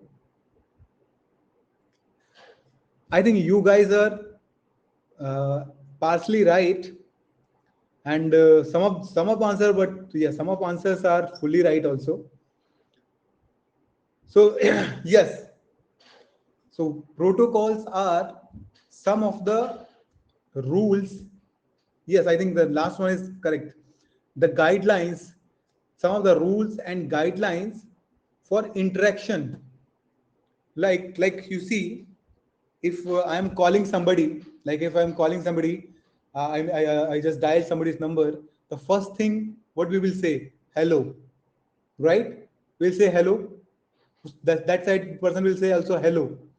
That is the communication protocol, right? Once we are calling somebody, we are always following the same protocol, correct? And the first protocol is saying hello. Very easy example, right? So that's what the protocols are. Protocols tells us that if you are doing any specific task, you need to follow these type of rules. So that's what the no, the courtesy is fine. Courtesy is like you are saying it politely, or you're saying hello. Like courtesy would be you are saying you are greeting the other person. Like you are saying good morning, good evening, right? That's the courtesy. But you are following the following some of the steps. First, you will say hello. You saw that, but like right now, you already see. You can in our mobile, we can simply say the name of that person, right? If we know the person, we can simply say we will simply greet them, right? With the good morning, namaste, these type of greetings, or like in the South India, like in the Tamil Nadu, I think some of my friends were there. They simply say vanakkam, right? So or like in some different religions, they have their own way to greet, right? So so that those all are protocols, right, guys?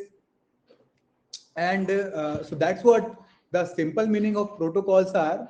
To doing some specific task, we need to follow some of the steps which are already predefined. That's what the protocol is all about. And that's why HTTP is also an application protocol. HTTP is application protocol which tells you some of the rules or some of the guidelines which helps you while making interaction between two applications. Correct? And how you make the interaction between application? Only with the APIs. So HTTP tells you how to write APIs. HTTP tells you how to create APIs. Are we good till now? That HTTP is a protocol which is an application protocol जो कि हमें बताता है कि हमें दो applications के बीच interaction कैसे कराना है और हम इंटरेक्शन कैसे करते हैं दो एप्लीकेशंस के बीच. We use the APIs for that. Correct? So that's what HTTP tells us about how to create an API. Okay, let's talk a little bit more about HTTP. So the full form, okay, Riyaz is saying repeat. See, first I told you about protocol, and I've given you one example of very simple example of if you're calling somebody, if you do not know the name of that person, you will first say hello, who is this? Or if you already know somebody, you will say hello, good morning, hello, namaste, anything, any courtesy which you have, right? These are some of the predefined steps or predefined rules which you have in your mind, and we say that these type of rules or these type of things, we say that we are following one protocol. We are following one protocol. So like once you are so simple meaning of protocols are, for doing any task, we always need to follow some protocols. Otherwise, if we will not follow the protocols, we might get ourselves what would we say, we can get losses. We can if you're not following the correct protocols, we are doing some unethical things, right? If somebody has already see in IT companies also, if you guys have not, like if you once you will join the any IT company, you will see they also have one protocols. They will provide you badge, right? You always need to bring that badge. Only after that you can enter into the building. You just need to put do the card. There will be card reading will be there. So these are some of the protocols which it's like in everything we have, and we need to follow those protocols. Like while I am teaching here also, I also have some protocols, right? I need to follow those protocols while teaching you guys. So that's what the general meaning of protocols are: some predefined or some guidelines which we need to follow to achieve some results, which we need to follow to do some task. In the same way, while application is also trying to interact, right? Client and server are trying to interact. So for interaction, we have provided some of the rules which while interaction they need to follow. And those rules are known as HTTP. Those rules, in one word, they have said it as a HTTP, which is an application protocol. And the full form of HTTP is Hypertext Transfer Protocol. What is the full form? Hypertext Transfer Protocol. Why we are giving the name of hypertext? So hypertext, in a very simple words, hypertext is a text with a link. If you guys are aware of HTML, we can simply create hyperlinks, right? We just need to provide anchor tag, and then anchor tag we have to provide the link and then some text. Correct? that will be our hypertext. So that's what the hypertext is. And so why we have given this name, hypertext transfer protocol. So guys, HTTP has come so back. Once HTML comes into the world, at the same time HTTP has come. जब भी HTML आया हमारे सामने, दुनिया के सामने, उसी समय HTTP भी आया. और हम उस समय जब HTTP आया, उस समय हमारे पास ब्राउजर्स ज्यादा कुछ नहीं कर पाते थे. तो उस समय इन लोगों ने एक प्रोटोकॉल बनाया जो कि सिंपली एक अगर कोई एक पेज को लोड कर रहा है तो वहां पर कुछ टेक्स्ट आ जाए लिंक के साथ, जैसे गूगल का पेज. Like if you are searching in the Google, you will see some hyperlinks, right, only with some text and some link. You will click on that, then you will open into the next page. That's what we want to achieve at that time. That's why they have given it a name as a hypertext transfer protocol, because you are transferring hypertext from server to the client.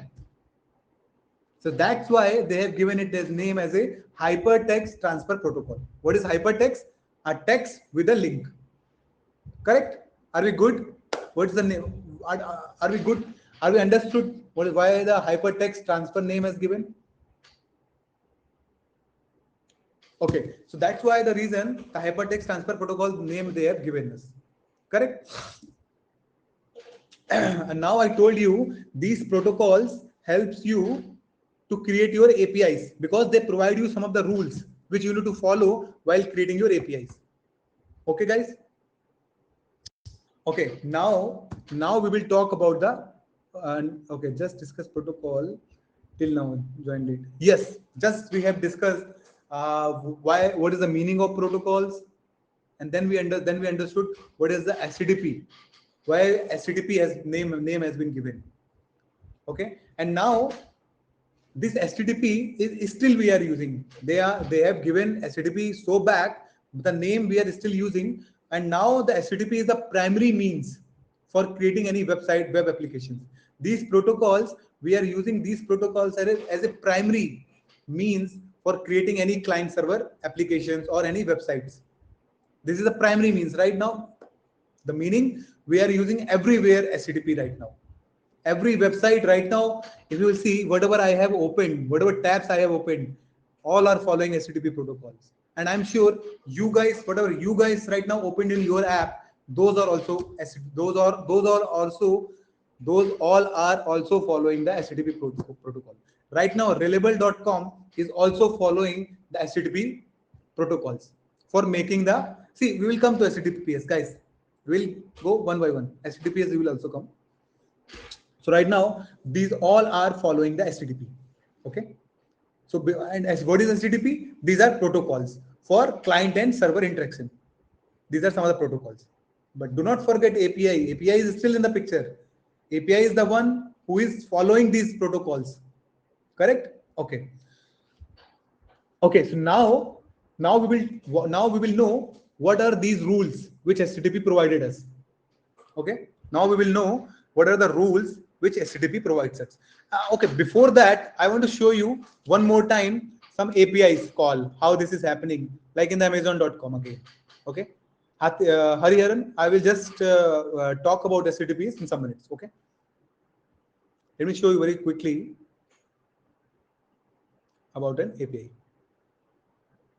I am again in the same summer clothes for men page. And let's load it. I'm just trying to show you one HTTP call. Let's just remove it. Let's just clear everything and let's do the suggestion again. You can see we already have one suggestion. You can see right in my pages. Oh, okay. Let me just enhance it. You guys are able to see my screen? API sets HTTPS. We will go talk about HTTPS. Guys, just wait for some minute. Yeah. Oh, I just closed that page. Let me open it again.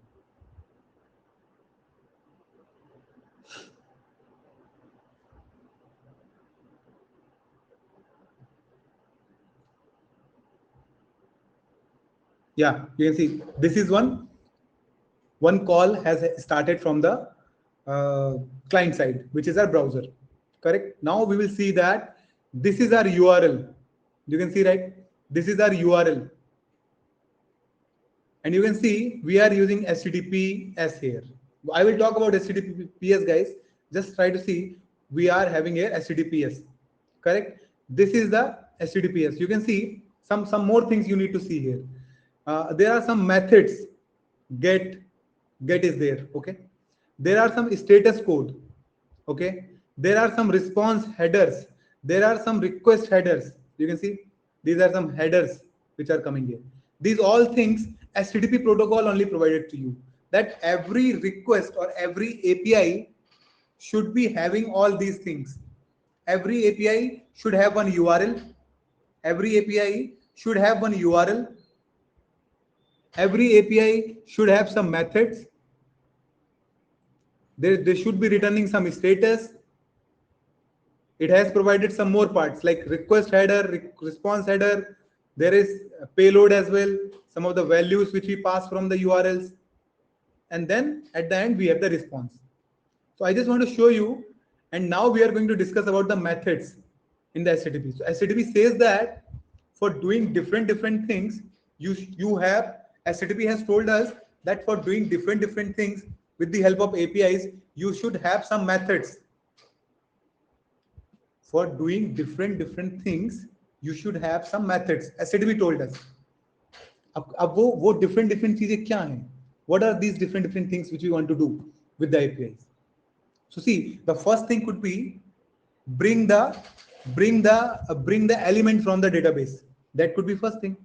अब देखिए हम दो ही तीन चीजें कर सकते हैं actually जब भी हम कोई रिक्वेस्ट कर रहे हैं, या तो कोई चीज लेकर आओ, या फिर कोई चीज क्रिएट करो, या फिर किसी चीज को अपडेट करो, या फिर डिलीट करो.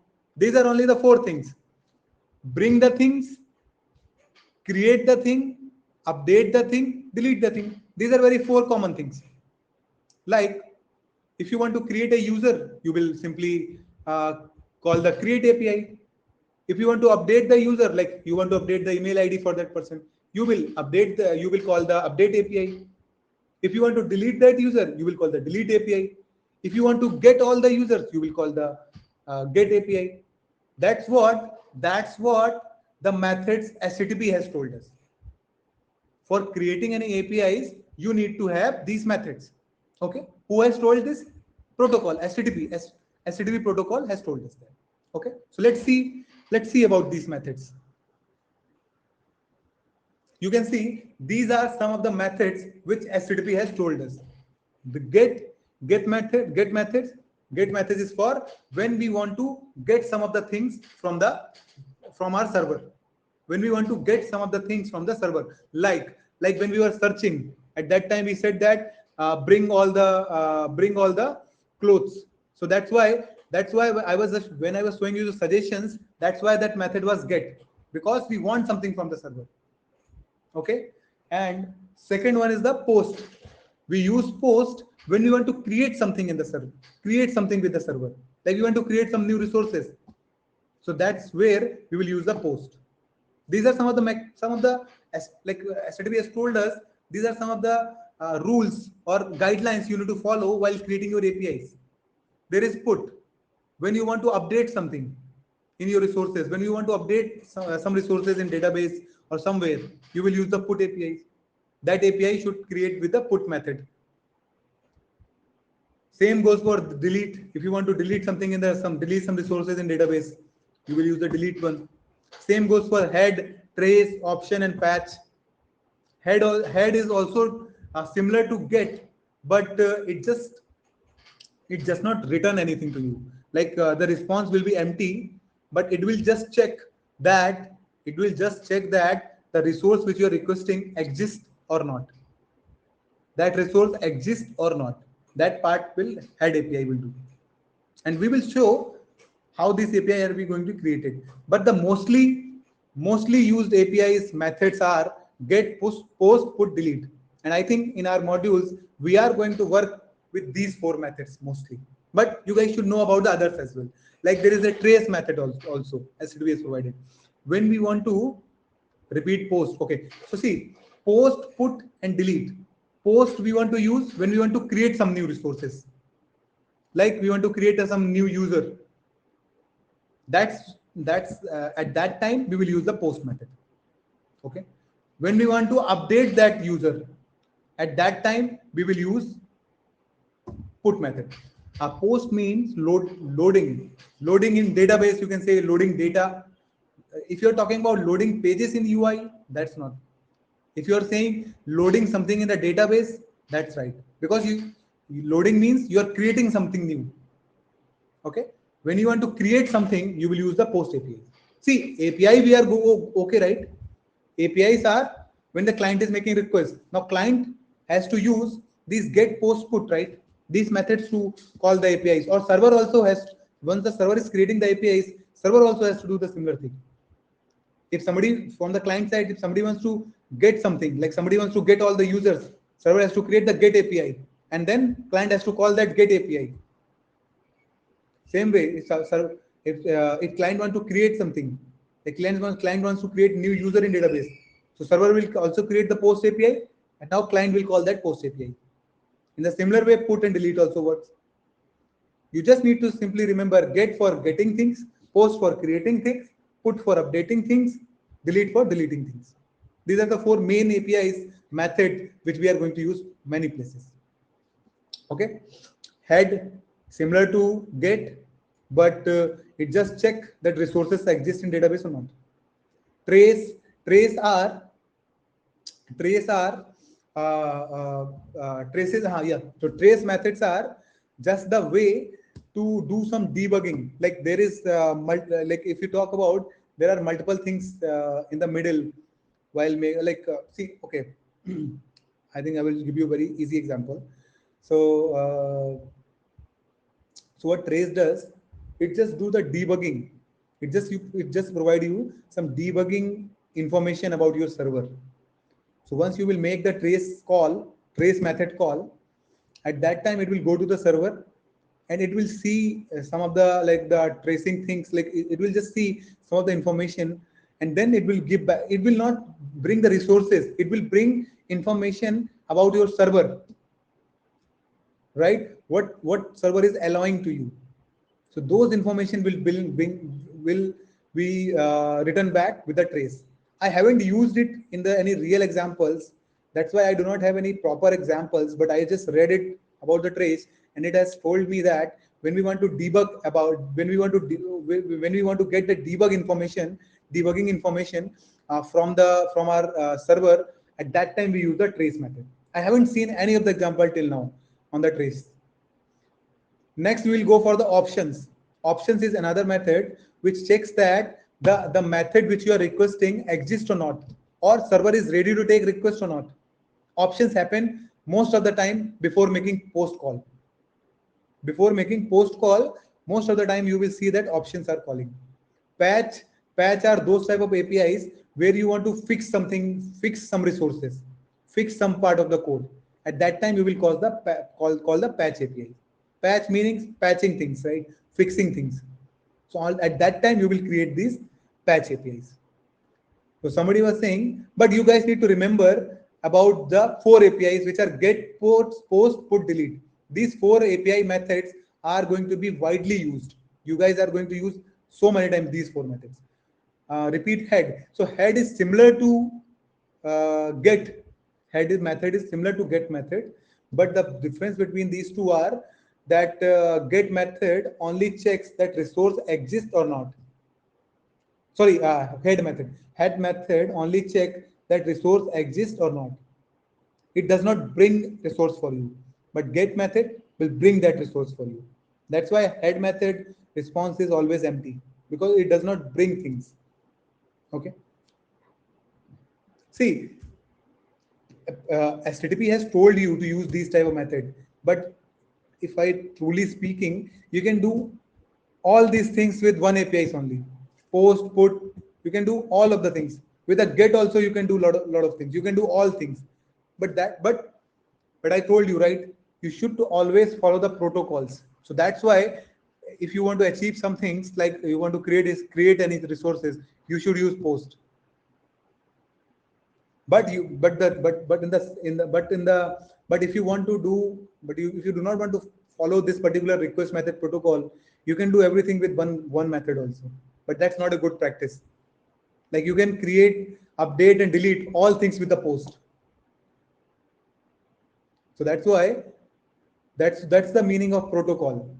See, post and put difference, very simple difference. If you want to create something, you have to use post. If you want to update something, you have to use put.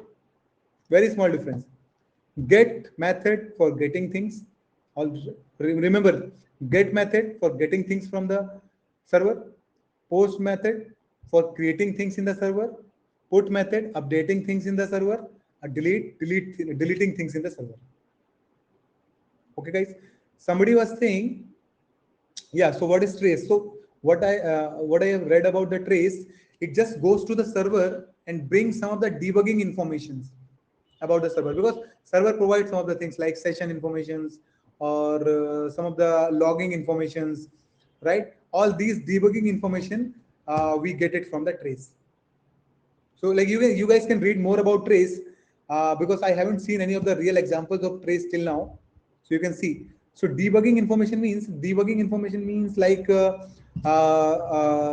see debugging simply means you want to check what is failing in your application. Debugging simple means you want to check what is failing, or what is the reason that your server is not working, or what is it which is causing the issue. That's the process known as debugging. Correct? That's the process known as debugging. You are debugging the code to understand what is failing here.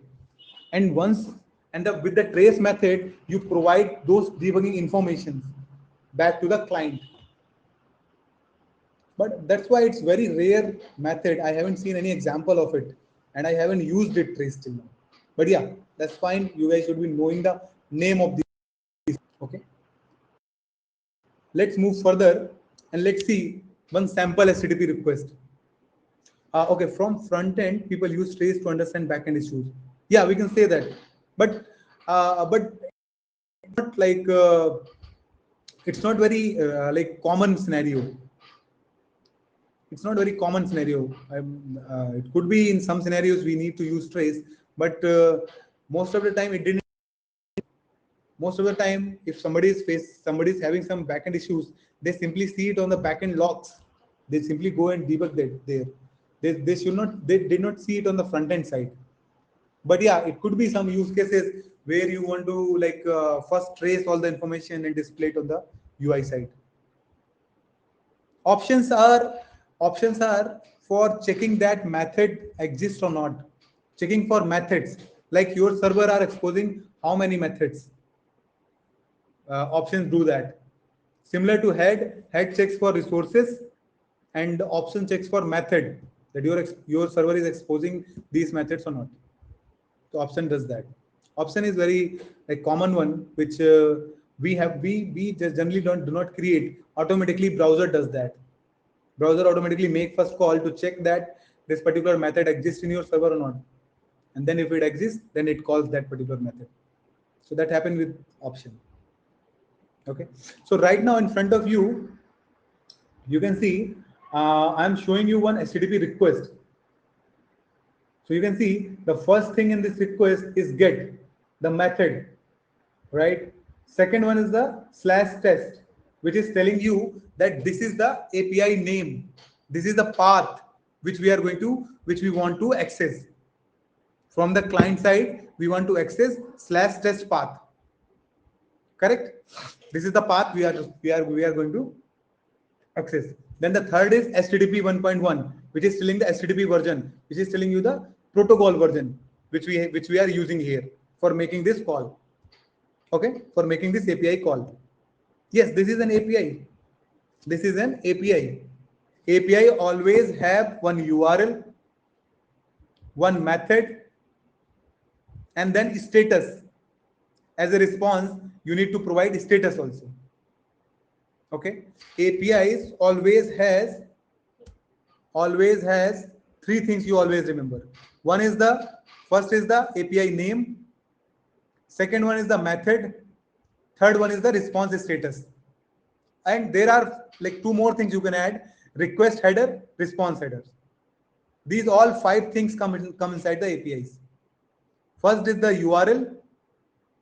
In that URL, you will provide the path, and then you have, params will also come under the URLs part, because params we pass in URL only.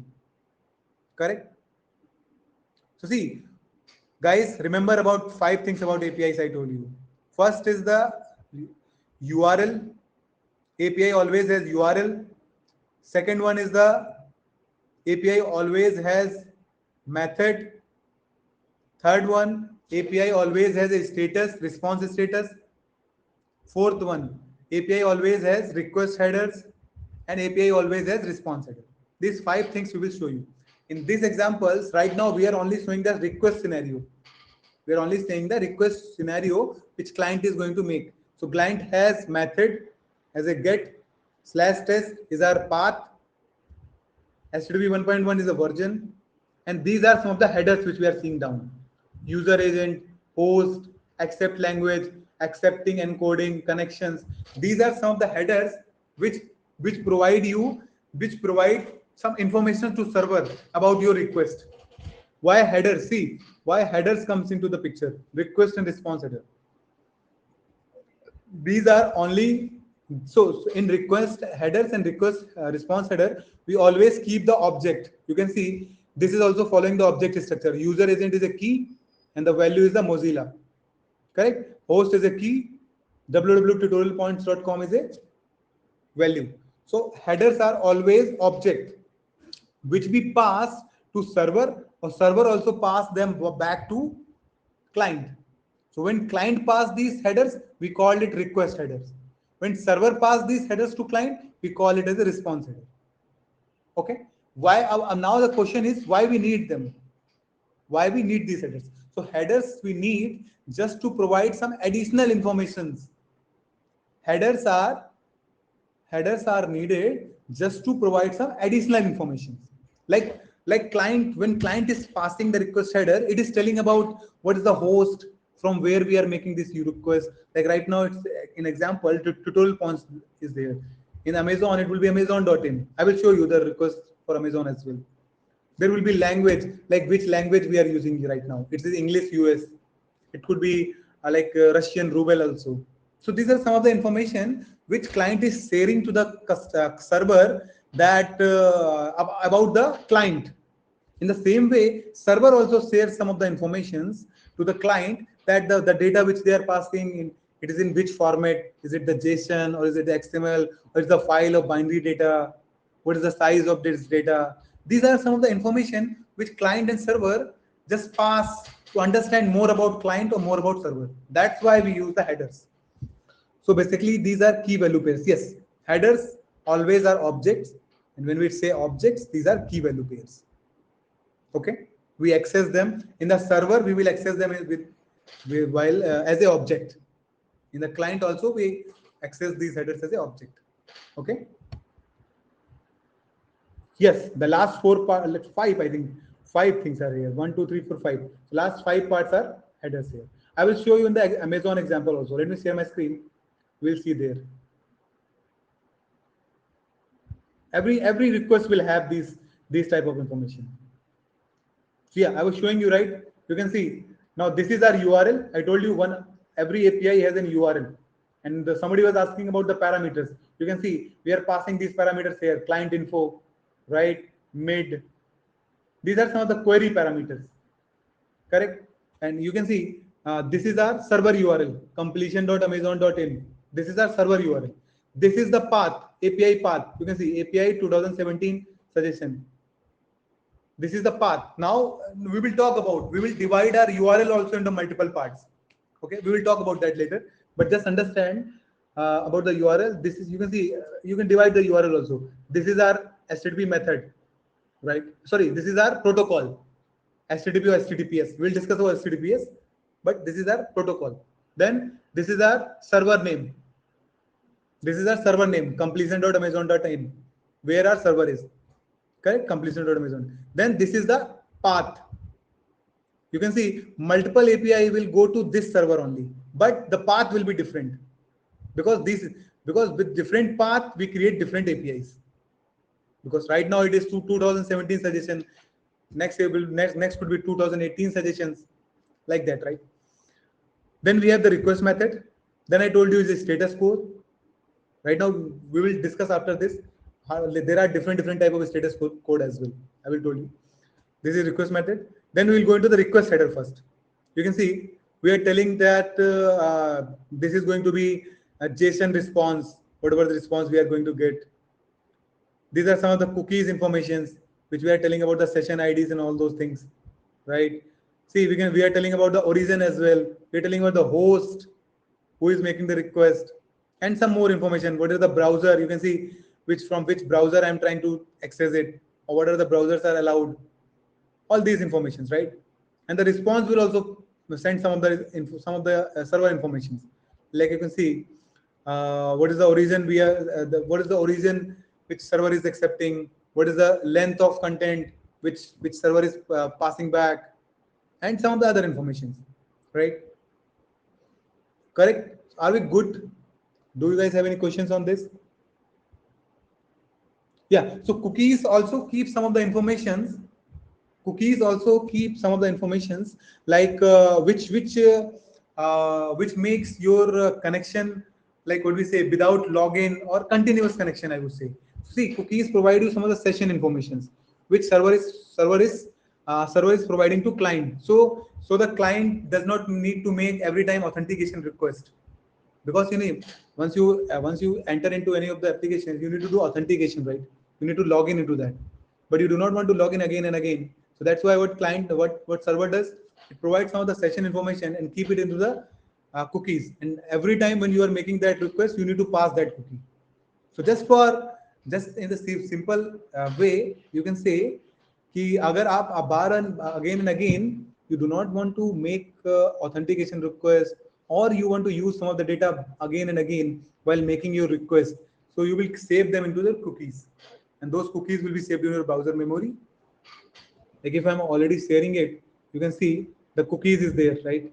These are the things you have saved in the cookies: session ID, some international preference, what are the currency preferences are here, some of the things which your client has shared, and now you want to keep it for every request.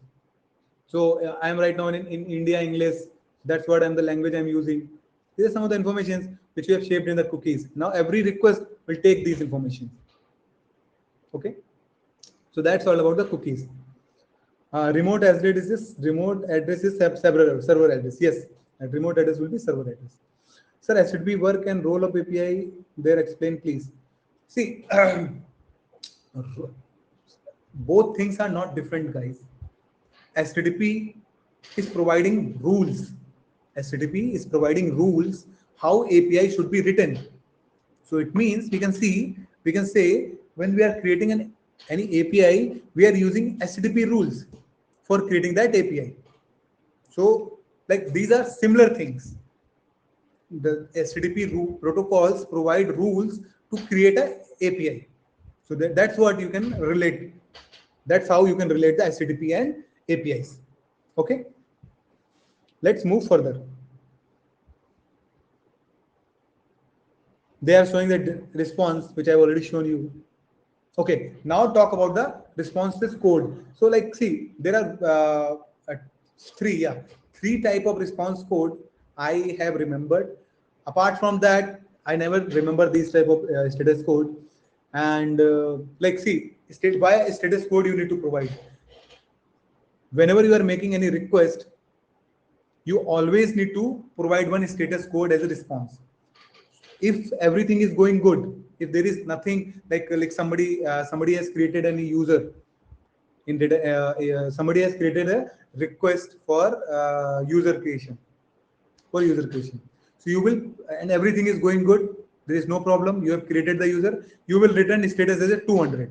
200 means everything is okay, user has been created, correct. Now the user, like on the client side, people can say to you, people can show to you, user has been created. You have seen, right? Sometimes if you create some things, the pop-up comes to you, right? User has been created.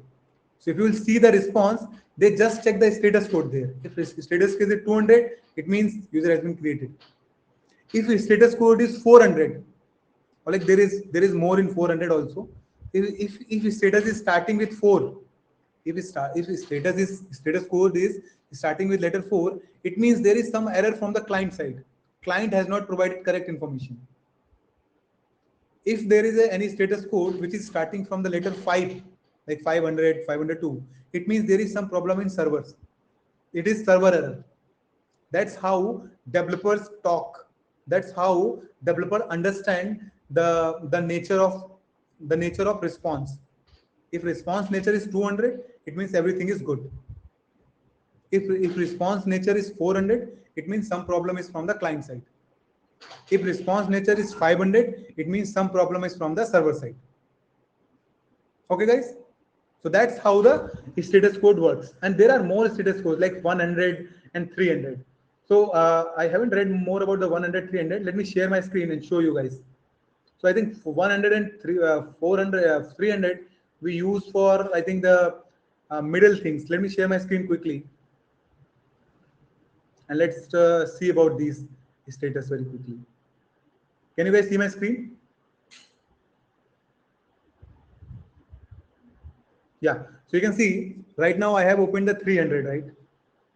You can see the 100 win also. So like these are some HTTP status code. And as a developer till now, I have worked only with 3 status codes: 200, 400, 500. So that's why I didn't remember about the 100 and 300. But you can see once when server will give us 100 as a status code, it will happen. Everything so far is okay, and the client should continue the request or ignore if it's already finished.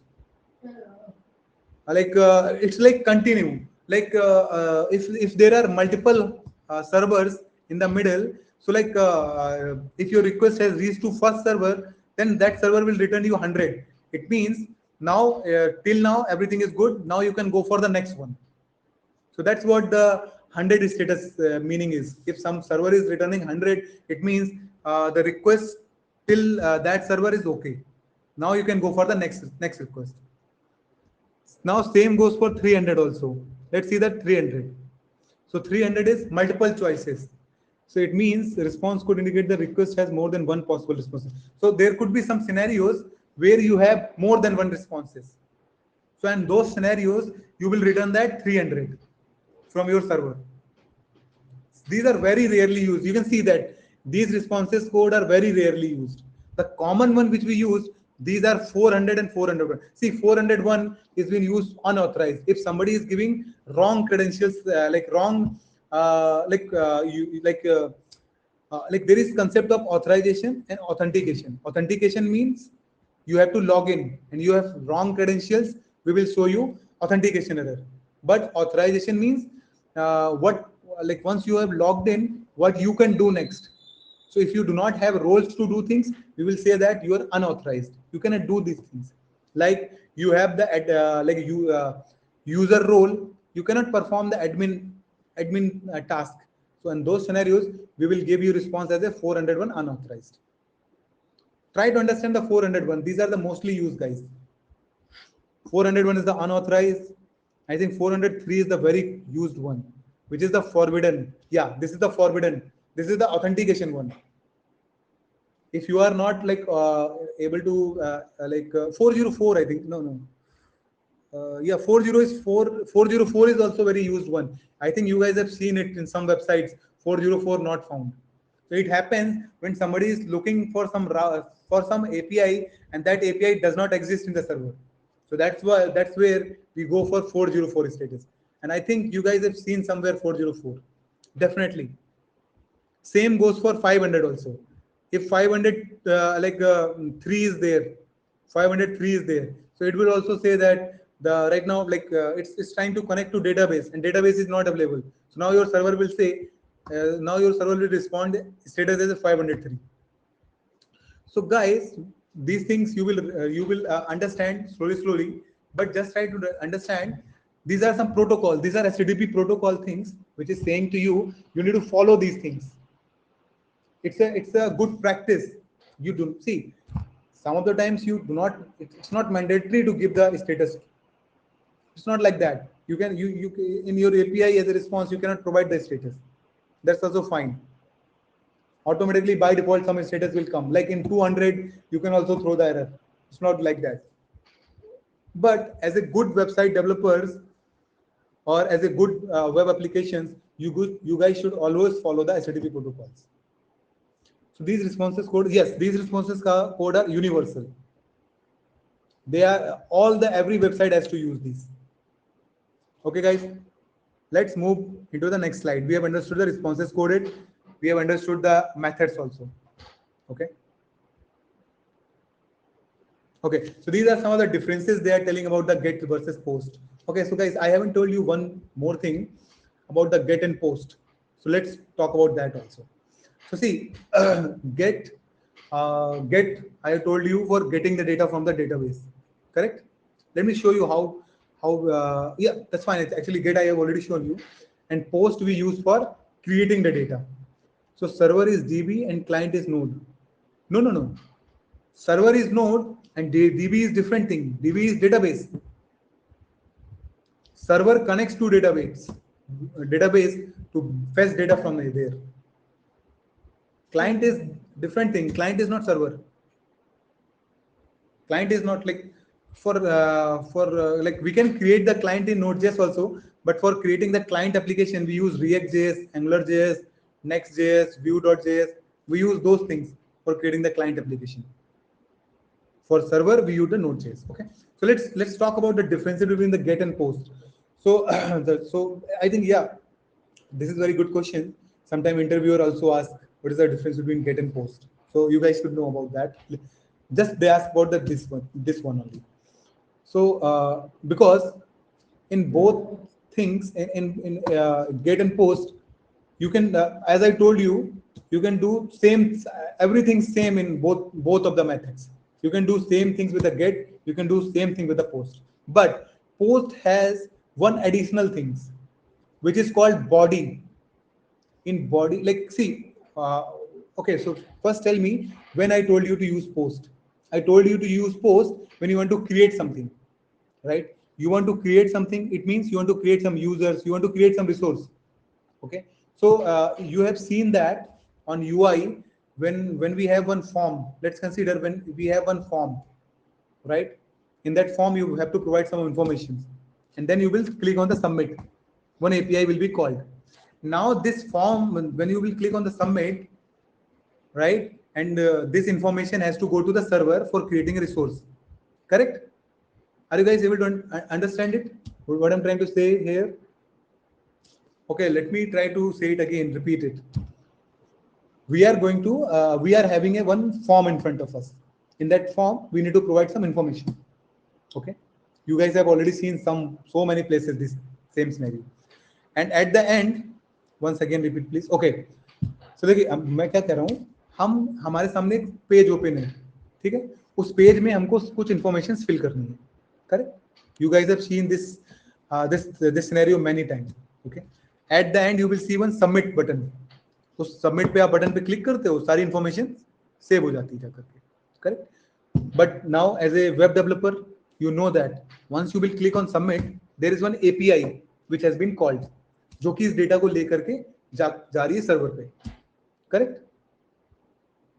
Okay, first we understand this thing, then we will talk about that. Okay, so उस data को लेकर के वो जा रही है वहां पर, करेक्ट? सो नाउ जब हम क्लिक कर रहे हैं सबमिट में और हमारी एक API कॉल हो रही है, that API can have two methods, post and get. I am telling you right now, just consider get and post are not different. Right now get और post एक ही है, ये भी एग्जांपल मानो, ठीक? तो जब हम सबमिट पे क्लिक कर रहे हैं, हम उस डेटा को गेट से भी भेज सकते हैं, हम उस डेटा को पोस्ट से भी भेज सकते हैं. अब हम गेट से कैसे भेजेंगे डेटा को? गेट मेथड से जब भी हम किसी डेटा को भेजते हैं, that data goes into the parameters in the URLs. Okay, yeah, sure, Joseph. So what I was trying to do there, that once I'm submitting that data from the form, that data has to go to server with the help of APIs. And now I'm saying that API can have both methods, get and post, or both methods will send data from client to server. But the difference is, once we are using get method, the data which we are passing from here, that data will go into the URL, and now people will able to see the data. People will able to see the data. But in some scenario, that data is not good. That data people should not be seeing it, right? If somebody is providing password and all those things, that data should not be visible into the URL. But in the case of post, but if you will use the post method instead of get, so post provide one additional thing that's called a body, request dot body, that we use it as a request dot body. So we call we have no voice. Can you guys not hear me?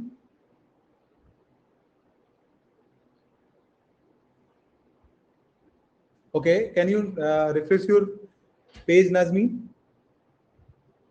Okay, so what I was trying to say here, the with the post provide you one body. So let me show you guys. Let me show you that difference. Let me find it out any post API. Let me share my screen. Let me see if in the Amazon is there anything. You can see in the get request, whenever we will pass the data, this will go like this as the data is going here. Get does not have any body. But if we have any post, we'll see if we have any post or not. Let me click on here. Post have one body actually. I'm not sure we will be able to find it or not. Head is there. Head is there. Okay. I was telling you about the head, right? Head also do the same thing, and head does not have response. See, that's what I told you. Head just goes to the server and find it out that resource exists or not. I'm just looking for post. Yeah, you can see the post here, the method post. So in the request, it will has one body, right? And that body will come here as a payload. You can see this request. In the get, we do not have payload. Let me show you the get one. You can see there is no payload, right? The separate thing. You can see the top headers, right? Headers is there, preview is there, response is there. But in the post, I showed you we have payload, and that payload is called body. Request has one body. From the UI, these things now going as a body. That is the difference between get and post. And people tell that we always should use post when we are going to pass some of the data to the server. We should not use the get. So that's what the difference is between the get and post. We can see we can so these are some of the difference. We can refresh we can reload the get APIs. Many times you will refresh, you will get the same data. But if you will refresh, what is payload? So payload is, see, payload, the general meaning of payload, it means some item, some data. Payload means some data which you are passing from request side to the server. When we are talking of, see, request could also have payload, response could also have payload. Take the example of form also. Once you are filling the form, you are having some information, right? Your name, address. This is payload, which has to go from client side to the server. So that's what the payload is here. The data which we are passing from here. Okay. Server also send the payload to you, which we call resource, which we call payload, which we call response data. So many names for the same things. Okay, let's talk about this thing. See, reloading. In the get method, we can simply do reloading many times because we are going to get the same things. We are not going to, but in the post, we cannot reload. If we will do the reload, we will create the same thing again and again in database. We will create the same entry again and again because reload is creation. If we are going to reload, if we are going to reload the post API, it is going to create the same thing again and again. But get is fetch things from the database, bring things. That is good. We can reload it. That's why reloading is the best part in get. Okay. Bookmark it. We can simply whatever things we can bookmark. We can see why we bookmark some of the URLs, because all those URLs are get URLs. Because get is not going to create things. It's just going to get things. So that's why we can bookmark it. Caching, we can also do the caching. I told you the caching thing, right? That's do not need like we cannot cache the post data. Posting is not for caching. Post means creation. Get means caching. Get means bring data. If you already brought something, you can cache it. You do not need to call the get next time. That's why we are saying with the get method, we can cache it. We can cache the data there. Okay. On the security wise, post is better. That's what the HTTP protocol teams has told us, that the security wise response post method is better. Okay, size wise we say that post method should have more size. When we are making a request, post method should be having more size. But you can simply, once an interviewer is asking to you about the difference between case get and post, you can simply say them like get and post can do the similar thing, but in the get, whatever data we are passing from client side, that will always go into the URL, which is not good. But in the post has one body, and we can pass the same data in body rather than putting into the URL. Okay, so that's the difference between guys. That's the big difference between the get and post. Okay, let's move further. Okay, so reloading is guys like see, the purpose of get method is, yeah, the purpose of get method is to fetch things from the database, and you can like fetch in the Amazon website as you were doing the fetch summer clothes, right? We can reload the same URL again and again. It would not make any impact, right? It would not make any creation. It will just fetch things from the database. But in the case of post, if you will reload again the same API, if you will reload same API again and again, it will create things in the database, which you do not want, right? Why you want to create the same thing again and again? You want to create different things, right? Like first time you are using for creating user 1, second time you will use for user 2, third time you will use for user 3. That's why reloading is not for post method. Reloading is only for get method. Okay, and see the very common difference which you guys have to tell if somebody is asking you the get and post. I told you, you have to tell them get and post can do the same thing, but we should use get for just the fetching things. And if we are going to use get and post for the same thing like sending data, then the data which go into the URL, that is not good. But in the post has one body, then we can pass that data in body part of post, which is more secure rather than passing the client data in a URL. Okay, guys, can do the same thing. How? Yeah, they can from the get method we can also make the we can also create the API, right? We can also create the API. The same data will go into the URL now. Like you were passing 4 things from the client side, like name, address, age, and location. Okay, these 4 things you are passing from the client. In the get method, these things will go into the URL, and in the post method, these things will go into the post body part. So that's the difference, and body part is more secure. That's what the web community and HTTP protocol says that. So the problem is like people can easily hack it. People can easily watch that data, and your URLs. The best practice is that your URL should always be encrypted. You should not pass any data from the URL. That data could be easily manipulate. That data could easily be manipulated. That data could easily be and you should not be like the user should not be seeing the data, right? And sometimes if you are doing the rerouting on the front end side, if you have whole data on your browsers, so then like you need to first clean all the data, then you need to reroute to another URL. That's why and it's not a good user behavior also. We are not making it private, but we are making it secure.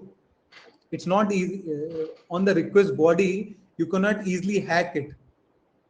The request body, you cannot easily change it. You cannot easily mutate it. That's why we are putting this data in the request.body.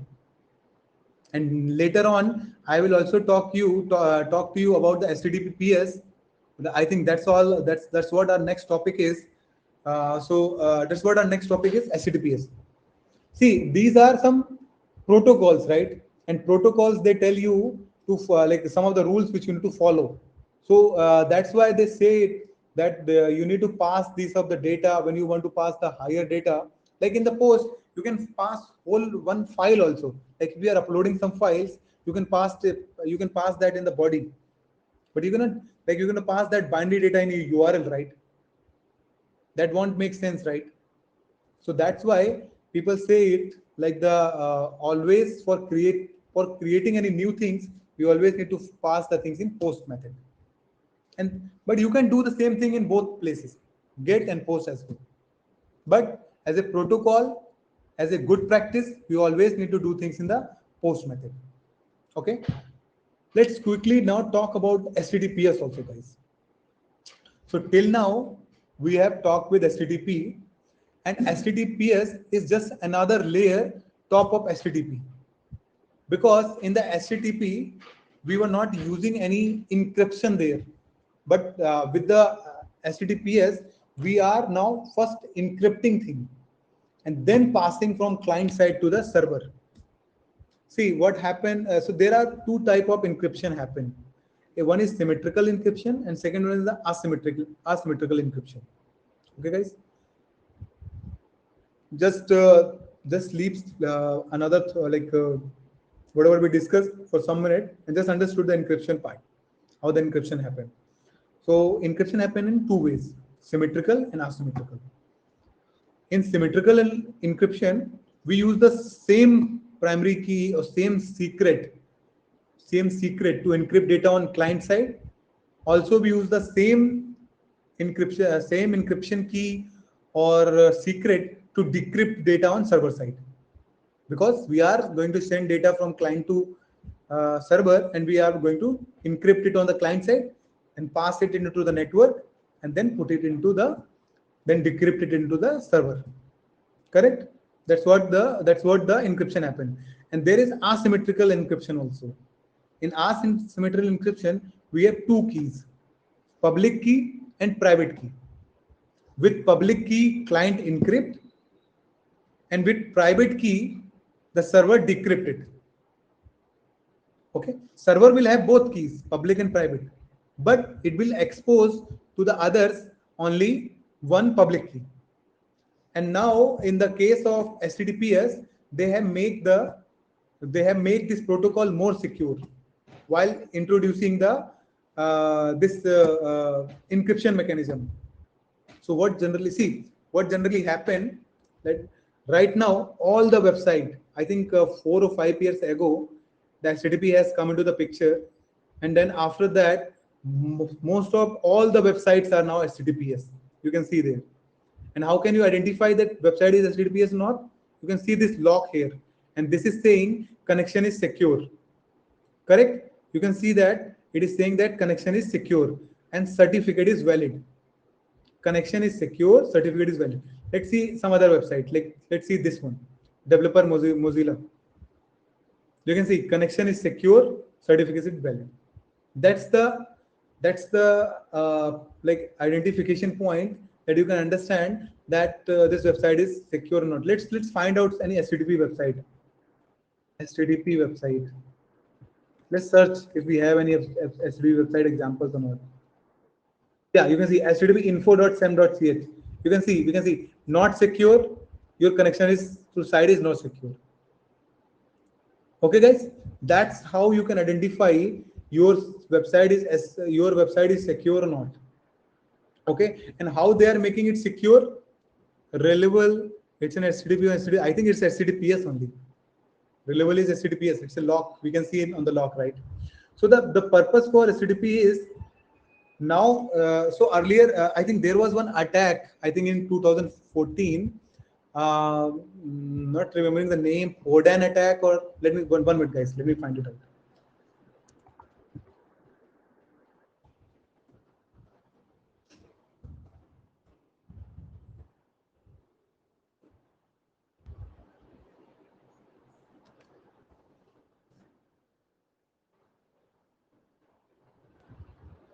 I think the Podan or some name was there.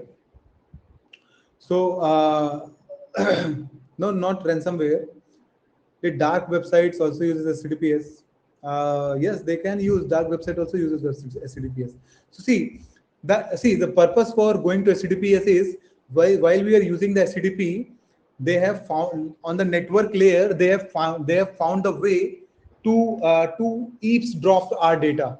Eavesdrop mean like whatever you are sending to server, they can just plug in into the middle and read. They can also read whatever is happening, whatever data you are passing, and then whatever server is passing to us. So they can eavesdrop it.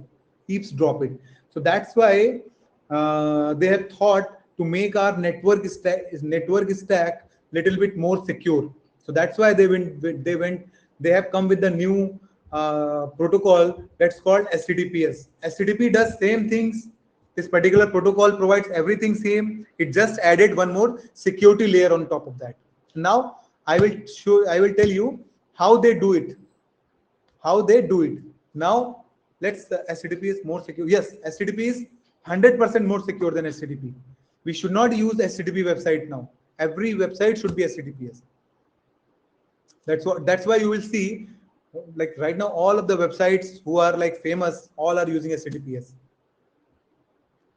They are using asymmetrical encryption, and the data which you are passing from here, it is going through now encrypted channels. Nobody can eavesdrop it. There are scenarios they can eavesdrop it, but like it's not easy to eavesdrop it. So see, first let's understand how you make your website HTTPS. By default, it's HTTP. If you are not doing any of the HTTPS things, so see, uh, so like my website is abc.xyz. I have created one server. My server is deployed in any cloud, right? Now I went to the domain name, sir. Domain name, like there are domain name godaddy.com and some other websites like which provide you domain name. The purpose of domain name is, guys, to to link with your IP, because once we have any machine or any server, because server is a machine always provide IP, and IP is, with the help of IP we can uniquely identify any machine. Correct? We can uniquely identify any machine. Correct? So people cannot remember the IP name. That's why they go with the DNS name. Like Amazon.com, it's a DNS name, but Amazon.com has one IP, which is his server IP, which is Amazon server IP. Correct? That's how everything works right now. Every machine has one IP, and that IP is related to DNS name. Okay. So now my IP was something like let me write it here. Let me create one slide in front of you. You can see this is my machine or server, machine/server. It has an IP.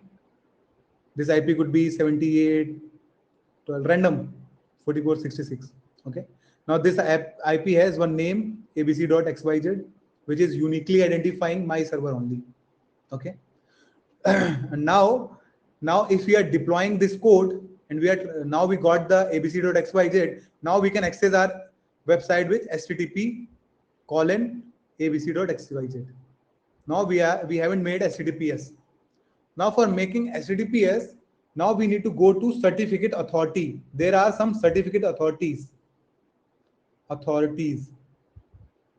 which every browser trusts, which browser has to trust. Because see, these all things only browser has to do, right? Browser is checking your website is secure or not. From browser you are only going to send the data. It means client in one play in one way, our browser is our client. So client has to trust these certificate authorities, and once you will download the browser, these certificate authorities automatically comes into your browsers. Okay. So now what will happen, similar as you go for the DNS name, you go for the certificate authorities also. You provide you provide some your website name there, like abc.xyz, your website name there you will provide. Okay. You will provide you have to pay some money also. You will tell that this certificate will be so certificate authorities provide such certificates. Okay, so so what some of the information they would need, they will need your host name, they will need some expiry time. These some of the information they will need it. Okay, these certificate authorities, and then once they will have this information, they will provide you two things: primary key, sorry, public key, not the primary key. Sorry, it's a public key. They will provide you, certificate authority provides you two things: public key and private key. These two things you will be provided from the certificate authority. Okay, now you will bring all these two things to your server and save it there in your server. Correct? Now these two things will be saved into your server, public key and private key. Now next time, now this is now you are okay. Now you have saved these keys in your server. Now you are done. Now the browser will start thinking. Now the browser role will come. Now the browser, now once you will hit https colon abc.xyz, now you will go there. Now once now it first it will go to the DNS server for your IP. First it will go to DNS server. It will get your IP. Now from this IP, it will go to your original server, which is the machine my server, like the first server. Now your server will return one certificate to the browser, and this certificate is the public key. Now your server will return the public key. Now this public key will be stored in your browser. Okay, now here your browser already know about the certificate authority. From the public key, it will check the certificate authority name. It will go and check in the certificate authority that both values are matching or not. Whatever things you are provided to the browser, it will go to the certificate authority and check it. Everything is properly matching or not. Are you not providing the wrong public key, or your public key or your certificate has not expired? These things your browser will check. And once your browser found everything is looking good, your certificate is valid, it will just say that your connection is secure. And now next time you are making any post call, your data will be encrypted with this public key. Now your data and everything will be encrypted with this public key, and then we'll go to the server. And now server already have public and private key. It will decrypt it, and then things will work. That's how the HTTPS work. And somebody was asking about the SSL. So when the HTTPS comes, so they told it this is a secure socket layer. On the there are multiple layers in the network stack. So they told you this is a secure socket layer, means the layer on top of HTTP. Recently they have changed the name to TLS. I think I'm not sure about the full name. Let me check the full name of TLS. Yeah, transport layer security. So now SSL and TLS are similar thing, but TLS is the advanced version of SSL, and TLS is internally the browser. Whatever I told you, the browser process, everything happening on the TLS only. So once this encryption and everything happen, then HTTP protocols rules automatically applied. So like on the top of HTTP, these encryption things are happening. And now your website is secure. That's why all the website in the world right now are following the HTTP. Earlier, only the banking websites were using the HTTPS, because they are transferring money and all those informations, right? So they need some secure things. But recently we have seen that from all the website we have started sharing data, and that data should be secured. So that's why all of the website has started using this HTTPS protocol. Are we good, guys, with the HTTPs?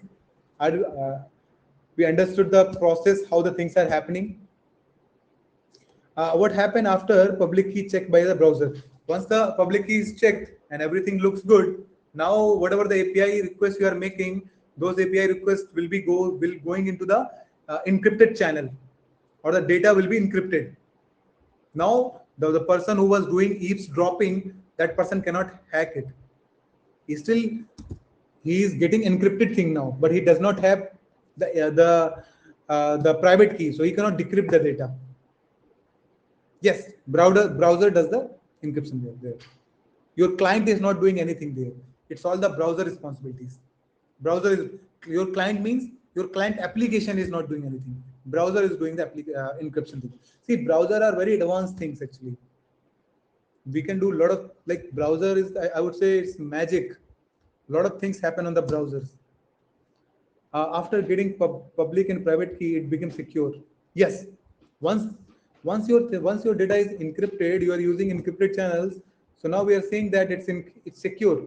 It could be insecure only if somebody has hacked certificate authorities, or from where these certificates are coming. Somebody has somehow stolen the private keys.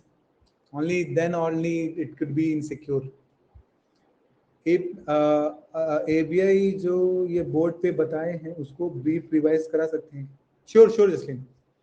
देखिए क्या हो रहा है in our board, what I'm showing you here, this is very general. If you are not using HTTP, this is a general flow. You have your machine, you can give the machine name is AP server, right? And in this particular machine you have multiple APIs which we are going to access, correct? And how now user is going to interact? User is going to interact to your server with the host name like abc.xyz. People will enter abc.xyz, and this abc.xyz will be pointing out to the IP, and this IP will be pointing out to machine. This is the HTTP flow, okay? But in the HTTPS, some of the extra steps we need to do, and those extra steps are we need to go to CA authorities, certificate authorities. There are many certificate authorities. You can simply search in the Google, you will find it, okay? Once you will reach to certificate authorities, you will provide your domain name, some other information. You need to pay some money. Once you will do all the processes here, they will provide you public key and private key. These two things certificate authority provides you. You need to keep these two things in your server, in your machine, okay? Once you will do that, now you are done. Your server is secure. Now the next thing happens on the browser side. Now once the browser, this is our browser, who is from the browser we are making call to http abc.xyz, okay? Now this browser is again following the same route, going to DNS server for my IP, then goes to server. First time this server will send him back the public key and some other informations, and we say that these all the informations as certificate. So server provides one certificate to the browser, which certificate contain public key and some more information about the server, okay? Once the server has written back this information, now browser will call the certificate authority and check that these informations are correct or not. If these informations are correct, it will store that certificate in the browser memories. So next time it do not need to do the same process again, like calling to certificate authority and those things. Now your certificate is stored. Now the next API call which will happen, it will be using that public key and encrypt the data there, whatever data you are going to pass, or encrypt the channel, whatever the channel you are going to use it now for making your request. Now this encrypted things will go to server. Now server has to decrypt it. So server will decrypt it with his private key. So that's why we are using here, as I told you, the asymmetric encryption. Can we see how encryption data look like? So I think for that we need to look for some other things. Like we need to look for the encryption algorithm where we can look for that. But right now in the browser we were not able to see it because that is happening after dropping our browser. Once we will drop our browser, we cannot see the data which is encrypted here. Again, CHEG check is done. Sorry, Joseph, what do you want to say here? Again, check is done. No. Again, check will not happen once your certificate authority is there and it has some expiry time. Until that expiry time, that check will not happen. Once that expiry time is because your browser is very intelligent, it just checks everything. So now your browser will continuously check that certificate expiry time, and if expiry time is not exceeded, then it will not check for the certificate authorities. If it expired, then it will be checked for the certificate authorities. Okay, guys. Server knows the connection of public key to, yes, because in server we are going to keep public key and private key both, right? That's the step I told you. This is step. In the server, we are going to keep both things, right? Browser cross checks provided public key with the certificate authority's mandated key to that server. Cross checks provided public key with the certificate authority's mandated key to that server. I didn't understand the question clearly, but I think what you are trying to ask, Vishal, that is it the mandatory step that browser has to check the public key with the certificate authority? So yes. Otherwise, how will browser will understand the server has provided correct certificate or not? So that's why browser has to check with the certificate authority that the certificate is correct or not. So that's why browser has to do that. That's a mandatory step.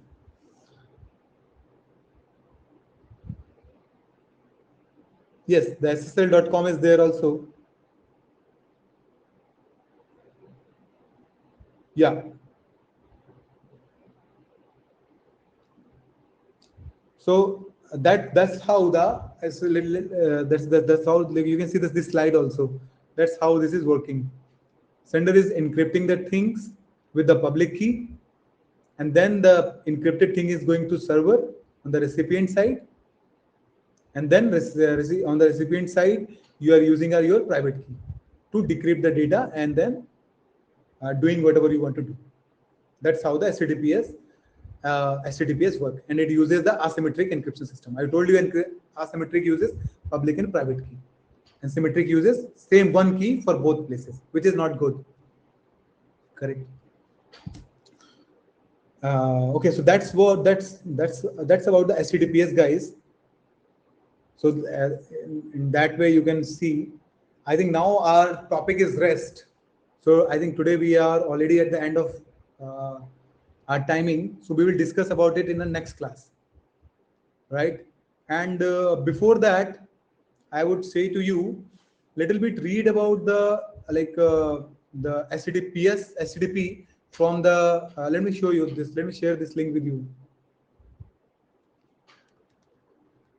From the Firefox browser, read about HTTP or HTTPS, right? And yeah, so read about that only. What are the methods HTTP provides, right? And what are the status they provides? These things try to read about it. And in next class we will discuss about the REST.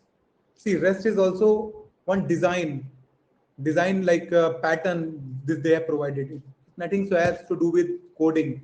It just like once you are trying to create any API, you need to follow these patterns like the client server architecture, cacheability, layered system, stateless, uniform interface. So these things we will discuss in a little bit. So these are some theoretical things which we will discuss after this class, in next class, right? And I think after that, if I see after REST, yeah, then our coding will be started. So tomorrow we will first cover the REST concept, little bit theory, and then we will start talking about the programming. We will create our own server. Okay, guys. So I hope today you enjoyed the journey, how we started with client and server. Then we get to know that we understood our API part, right? And then we understood like there are some of the protocols which we need to follow while creating APIs. Then there are some of the important things which I shared with you, which you always remember, right? So thank you, Jasleen. Thank you, Ankit. Is any software needed to install for Nextcloud to run server? No, you just need to install Node.js. Node.js all automatically contain HTTP. I told you, right? The module, the local, the core modules. So HTTP is one of the core modules which Node.js provides. So you do not need to install anything. Thank you, Manoj. I'm happy you guys liked it. So tomorrow we will start. Tomorrow we will see some of the practical things. Okay. Today it was totally theoretical. Thanks. Thanks, Vishal. Thank you, everyone. Have a good night. Sure, Nilanjan. Thanks. Very good night, everyone. I'm also like I'm going to take rest. I think some of the people you guys have not gone for dinner, so please go for that also. Yeah.